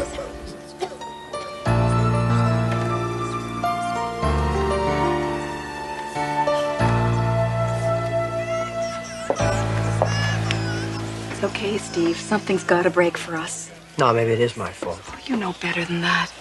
You'll find a job soon. Soon is not going to cut it, Elaine. If I don't find something, we're going to be out in the street. You know they're closing this place down. What about that job program they're starting over in Carsdale? I told you, the job program has been put off for a month. You know how many positions are open? 20. You know how many applications there are? Over 200. Now you tell me what our chances are. What are we going to do? I don't know. I don't know.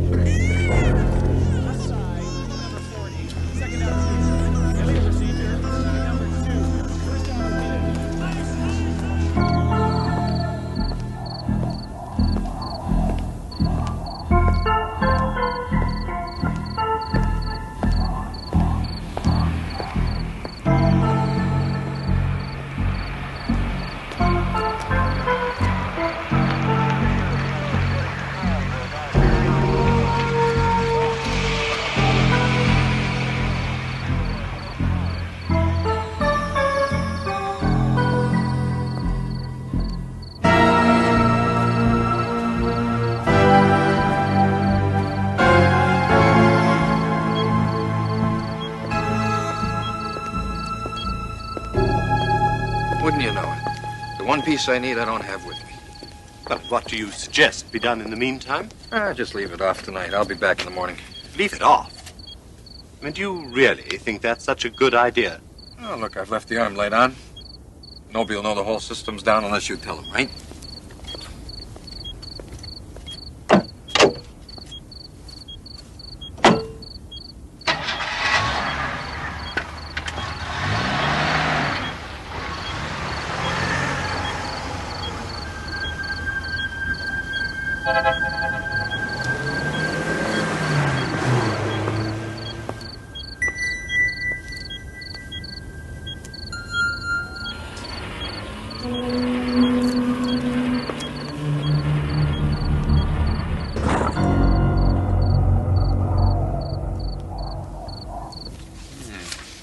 Very nice.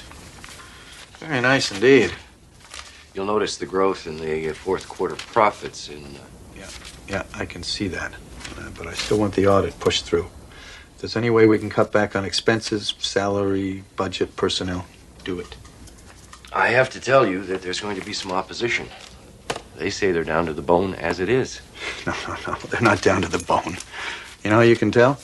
They always start to yell when you've hit nerve, not bone. By the time you get to the bone, they've stopped complaining because they know they could be next. I'll do what I can. You do that.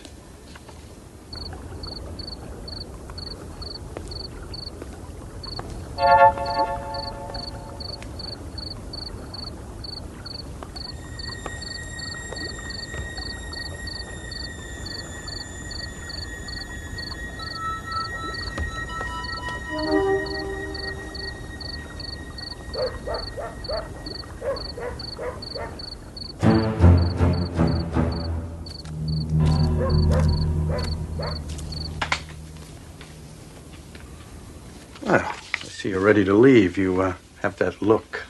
It is nearly 10 o'clock. So it is. I'll stop by tomorrow with the potential tax shelters that we discussed, and I urge you to move as quickly as possible to avoid the year-end rush. If it's tomorrow, it's going to have to be in the evening. I'd say around 8:30? 8:30. Something? Nothing. 8:30. Good night.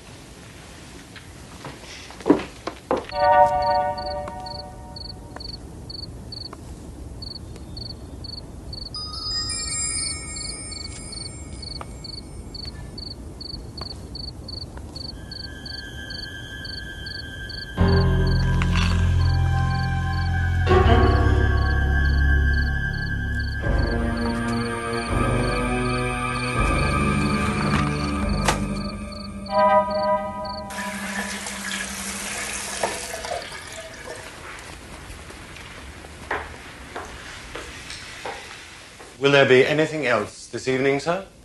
No, I don't think so. I'll do a little reading before I go to bed. Very good, sir.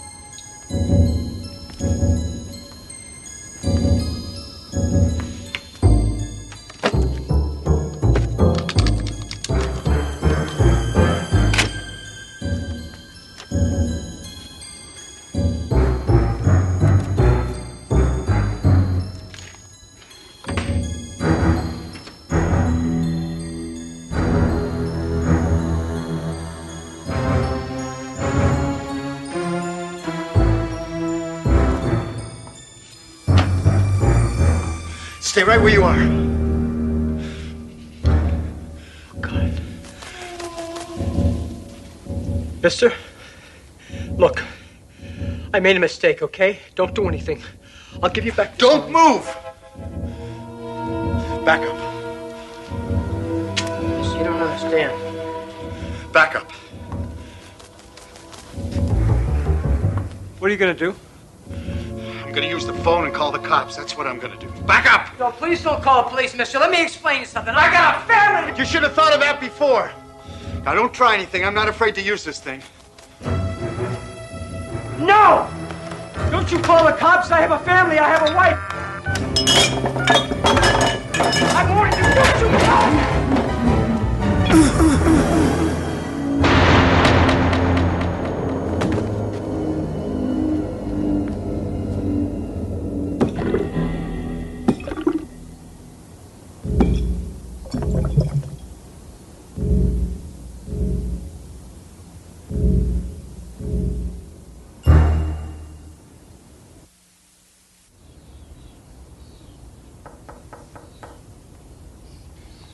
Good morning, sir.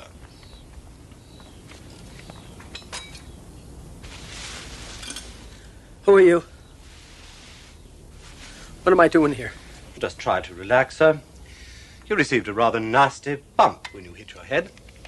But the doctor said you'd be all right if you rest. No, that's not right. I was shot.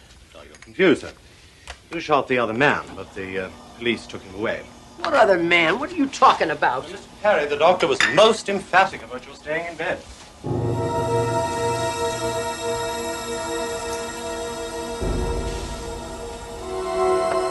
Wait a minute. There's a picture here of Lana Taylor, the movie star, and I'm in it. What am I doing in this? Oh, well, as I recall, sir, you and she are romantically involved, I believe. No, wait. Who do you think I am? Frederick Perry, sir. No. No, that's wrong. That's totally wrong. Perhaps I'd better speak to the doctor again, sir.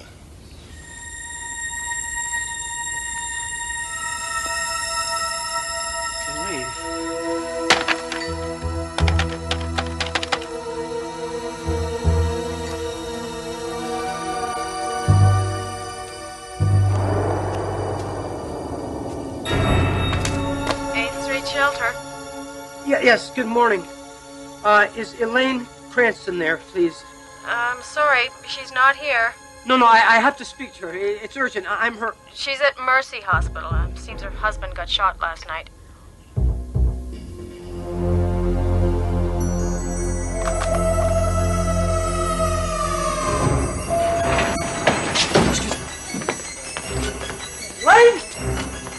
Elaine? Lisa? Oh, thank God. Thank God. What are you doing? What's wrong? What are you doing here? Leave me alone. Honey, what's wrong? Don't you recognize me either? Of course she does. You're the bastard who shot her daddy. Stay away from him, do you hear me? Just stay away! Oh, God, this is totally crazy.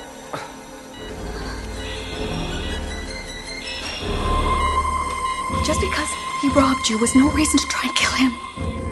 No, you don't understand. He tried to kill me. He was desperate. We have no money, no place to go after tomorrow. You don't understand. Look, I got all the money we need, babe. I don't know how this... You may not... You can't buy your way out of this, Mr. Perry. Now get out of here. Now get out. Get out of here before I call the police. No, I'll drop the... he'll drop the charge. You don't understand. He's not really...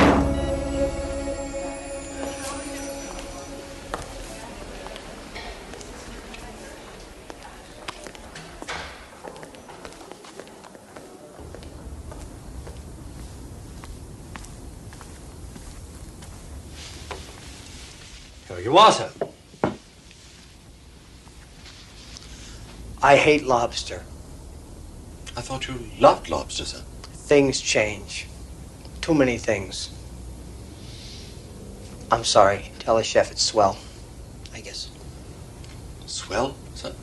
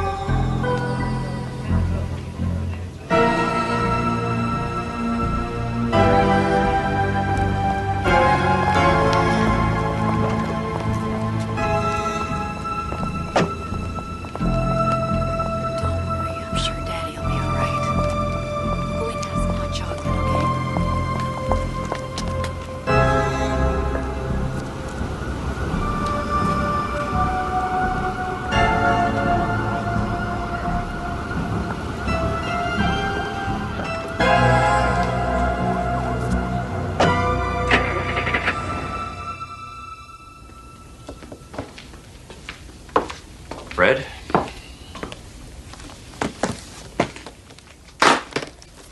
are you doing here? I'm here as you requested. Have some background material on the matters we discussed. And I need a couple of signatures just to get the process going here. Could I see this just for a minute?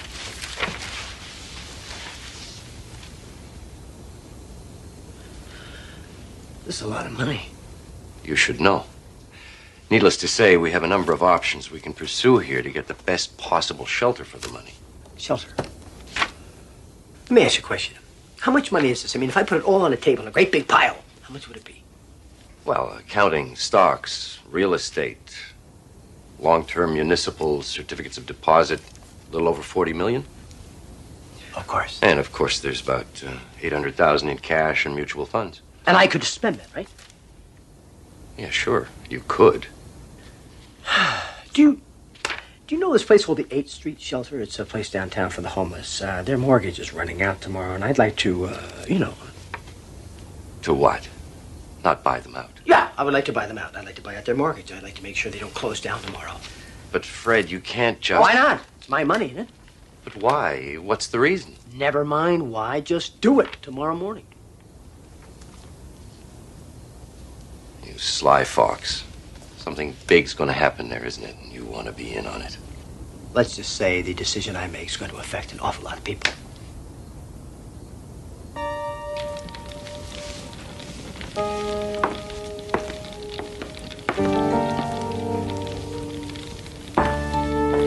Would there be anything else this evening, Mr. Perry?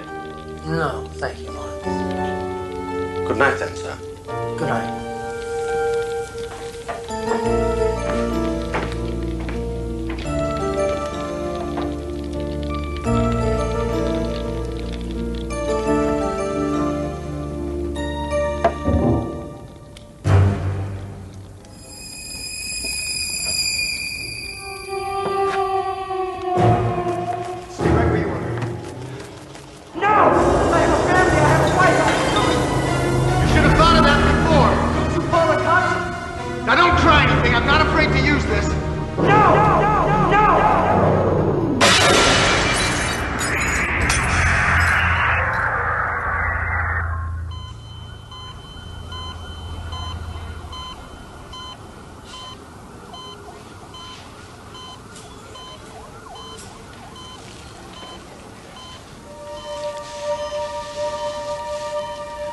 Elaine. Dad!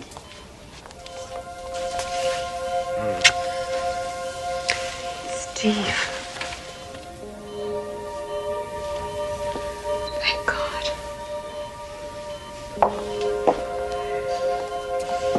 What happened?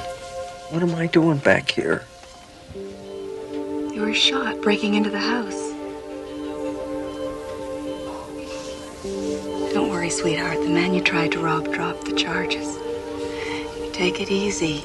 As soon as the doctor says you're better, we can go back to the shelter. The shelter? Isn't the shelter shut down? No. City applauds. Benefactor. Listen to this. Spokesman for financier Frederick Perry announced plans today to buy out the mortgage on the 8th Street shelter. Perry, when reached for comment, simply said that it was the right thing to do. But it wasn't him. It was me. Maybe in a way it was. Maybe Perry saw what desperation could do to somebody and thought it was time he did something about it. Best of all, honey, I talked to the director of the shelter, and he said there's enough money now for some real work to be done, and he wants to hire you.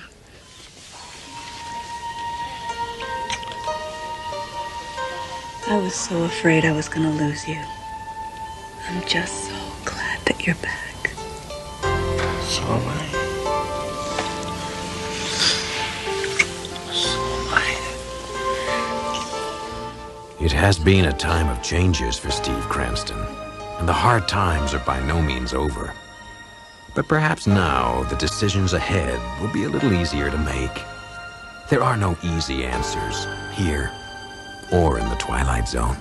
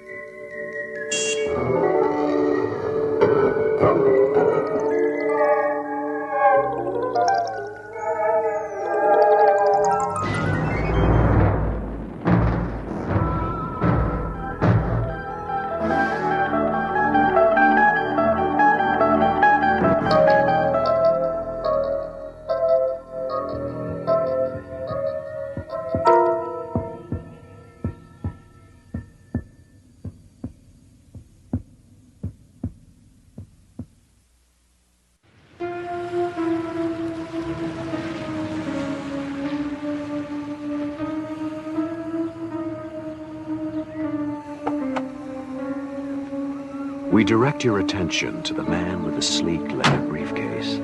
His name, Dr. Mallory Craig. Thanks, bud. Occupation, psychologist, newly employed by the Crestridge Sanitarium. For the last 2 weeks, he has been visualizing his first day, looking forward to it with eager anticipation. But there's a terror behind those cold institutional walls that nothing in his education has prepared him for.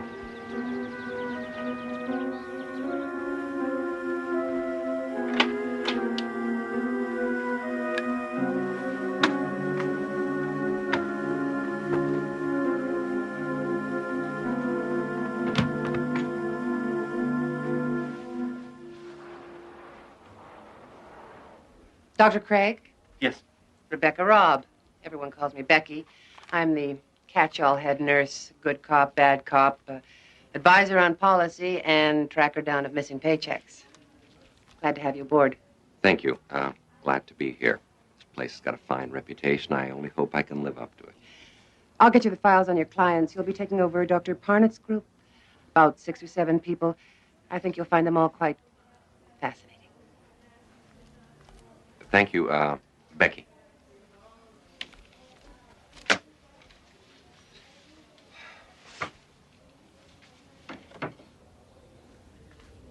Becky, can I see you a second? Sure. What can you tell me about this patient? Name of Sharon Miles. It says here she committed herself. That's correct. Although Dr. Parnett thought there might also have been some family pressure to check in. It also says she refused to leave the house, was constantly rearranging furniture in strange ways, and refused to sleep anywhere but in a plain white room. Still does. Since she's been here, she's repainted her room, I guess about half a dozen times by now. Anytime there's a spot or a crack. Dr. Parnett said to let her do it. It might be good therapy for her. She dresses only in solid colors and refuses to leave her room except for meals and counseling sessions. And then only with difficulty. I've never heard of anything like this before. What's her attitude? Frightened. Doctor, in my 10 years as a nurse, I've never seen anyone so completely, utterly terrified. Of what? I don't know. Even Dr. Parnett couldn't find out that one. Good night, Doctor.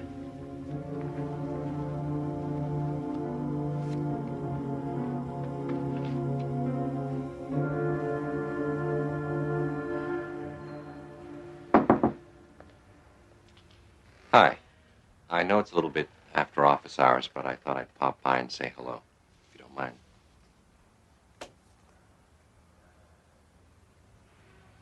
Yours? Nice work. I'm afraid arts and crafts are pretty much beyond me. Tried to make a bookcase once, ended up as a napkin holder. Nice room. Spartan, but very nice. Thank you. I've been going over the caseload, And yours is very interesting. I noticed that you graduated to therapy on a voluntary basis. Dr. Parnett decided not to push matters. If there was something I wanted to talk about, I'd talk about it. But you haven't. You haven't been to therapy in nearly 2 months. You know, I'm sure if you were to try again, I could arrange for a field trip. No. I don't think that would be a good idea. Not yet. When I'm ready, maybe. All right.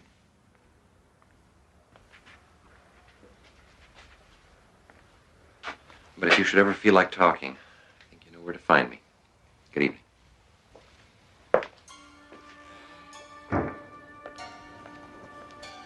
Ah, good. There you are. I've been looking all over for you. Before everyone went home for the night, I wanted to introduce you to the rest of the staff. Fine. That'll be all right. Get it away from me! Get it away from me! Get it away from me! I told her we don't have any other heavy blankets. It's getting colder and she's I don't freeze. care! Get it away! I don't want patterns! Look, just go and get 2 or 3 light ones. That should be all right, don't you think? As long as they're plain. One color, no patterns. No patterns. I promise. Come on.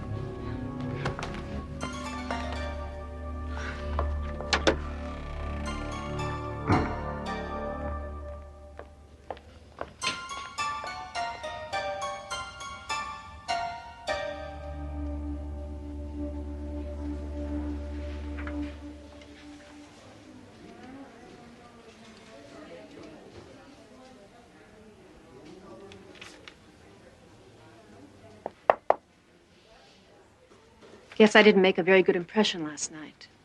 I want to thank you for what you did. The staff gets a little impatient with me at times. All forgotten. Thank you. But it would help me tremendously in the future if I understood why you were so concerned. Hey, Doc. Haven't you heard? Nobody in here but us loonies. We don't have to have reasons for what we do. I disagree. And for what it's worth, I don't think you are a loony. Scared, yes. And I'd like to try and help. Talk to you for a while. All right. If you just move that for the time being.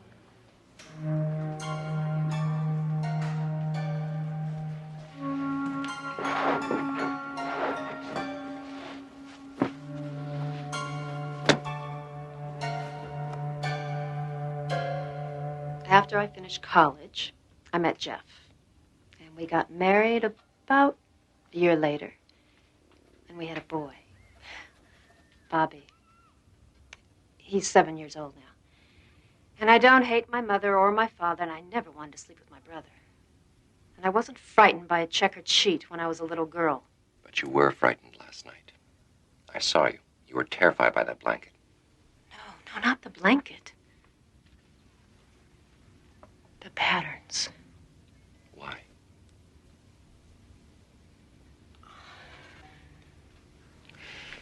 Don't you want to leave this place?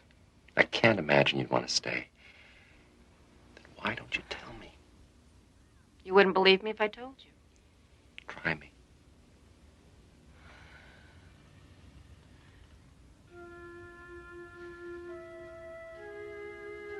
You ever look closely at patterns, Doctor? I mean the kind of patterns you find in wallpaper. Cracks in the ceiling. Linoleum floors. I suppose so, yes. You ever see faces in those patterns? The way that the cracks and colors come together so that if you look at it, just so, you could swear you see a face. Of course. We had a linoleum floor when I was a kid. I used to spend hours looking at the patterns, trying to make faces out of them. See, that's the way the brain works. It tries to find order in chaos. Given the chance, the mind plays a game of connect the dots with whatever it happens to be looking at the time. Yes, but did you ever wonder why you see faces? Not animals or plants or buildings. But faces.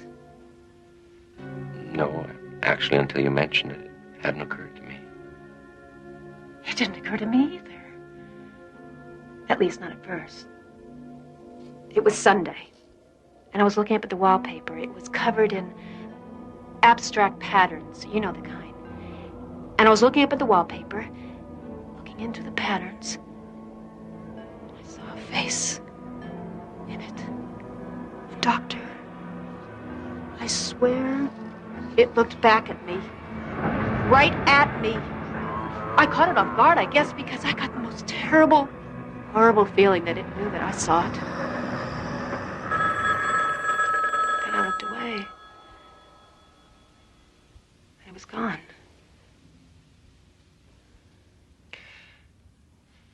Perhaps you only thought the face was looking at you. No. No!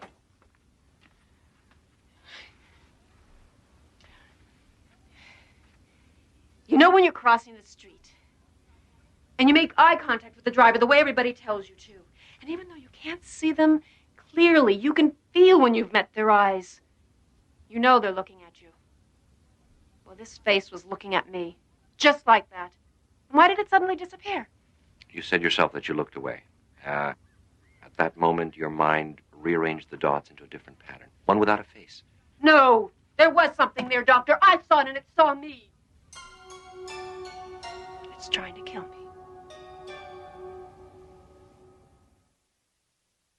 I saw a face in it. A doctor. I swear it looked back at me. Right at me. I caught it off guard, I guess, because I got the most terrible, horrible feeling that it knew that I saw it. Then I looked away. And it was gone. Staying late? No, I was just leaving. Well, I hope you brought your coat. Looks like we're heading into the rainy season. Good night, Doctor. Good night, Becky. You said yourself that you looked away. At that moment, your mind rearranged the dots into a different pattern, one without a face. No, there was something there, Doctor. I saw it and it saw me. It's trying to kill me.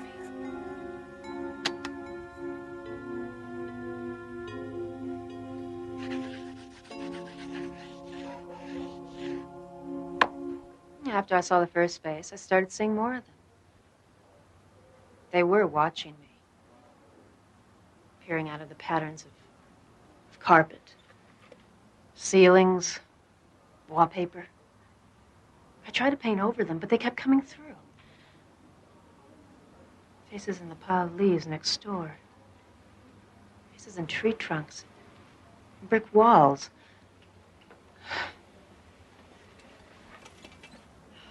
Faces in the doodles of my 7-year-old son. My clothes. I had to stop wearing patterns. That's why I don't allow patterns in my room. That's how they come through. As long as they're out of range, I'm safe.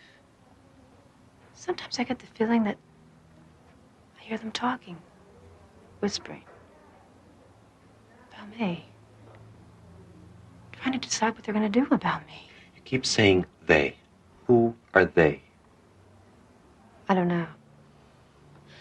Sometimes I get the feeling that they're looking in from someplace else, someplace parallel to this, that only intersects us at certain points. I get the feeling that they're old. Very, very old. What do you think they would do to you, finally, if they got you alone? I don't know. I try not to think about it. And I'm not going to give them the chance to find out. Did this have something to do with your decision to commit yourself? I'm awfully tired, Doctor. Can we pick this up? Will you tell me tomorrow what happened?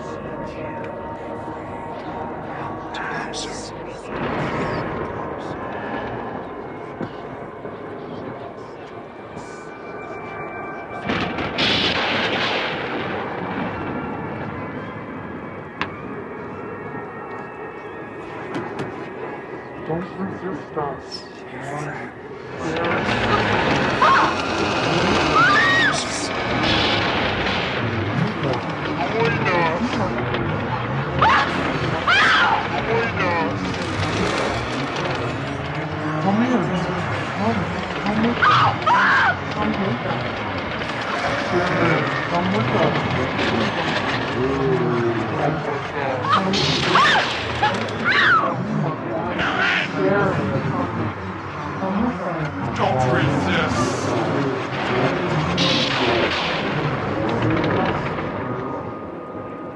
Bobby!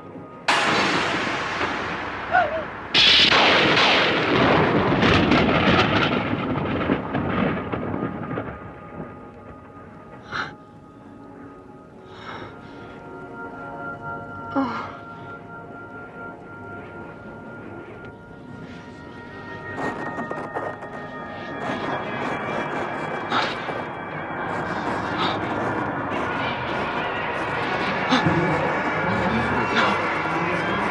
No.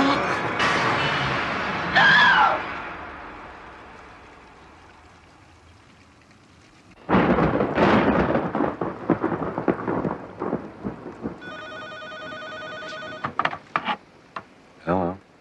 It's me, Sharon. I've changed my mind.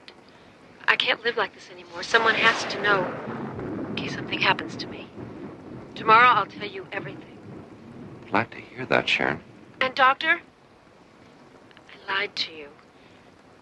I think I know what they are and what they're trying to do. To me. I can't trust them not to. Doctor, please. If anything happens to me, promise me you'll protect them. Jeff and my son, promise me? Well, I promise.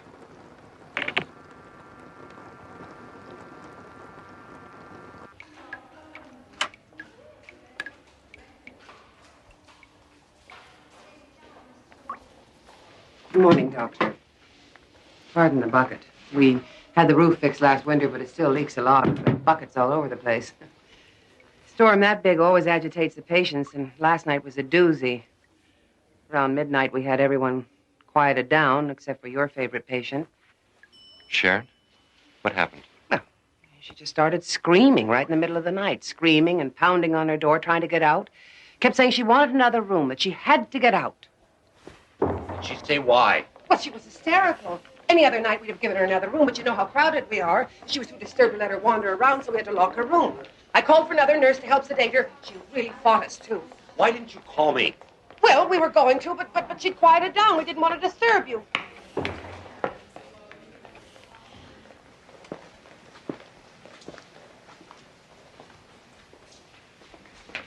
Good morning, Doctor. I hear you give our nurses quite a night. Well, I was being silly, and I realize that now. Storms frighten me. Actually, thanks to you, I realize I've been silly about a lot of things. Such as? Such as being here, committing myself, abandoning my son and husband just because of some perfectly irrational fears. It's wrong. And I can see that now. I guess all I really needed was someone to talk to. I fear you give me way too much credit. It's a very pretty outfit. Very intricate patterns, I thought. Just one more sign that all is well. I called the front office and had it brought to my room. With some luck, I signed the release forms and I'll be leaving here this afternoon. So soon? I thought we could at least finish our... We did. And again. Thank you.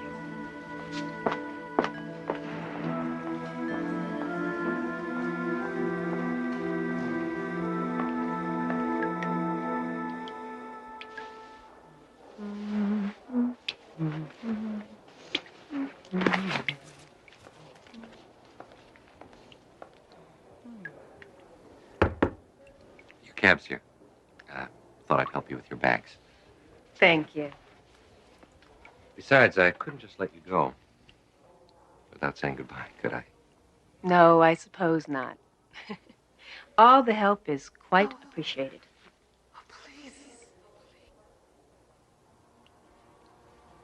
Did you hear something? No. Must have been the wind.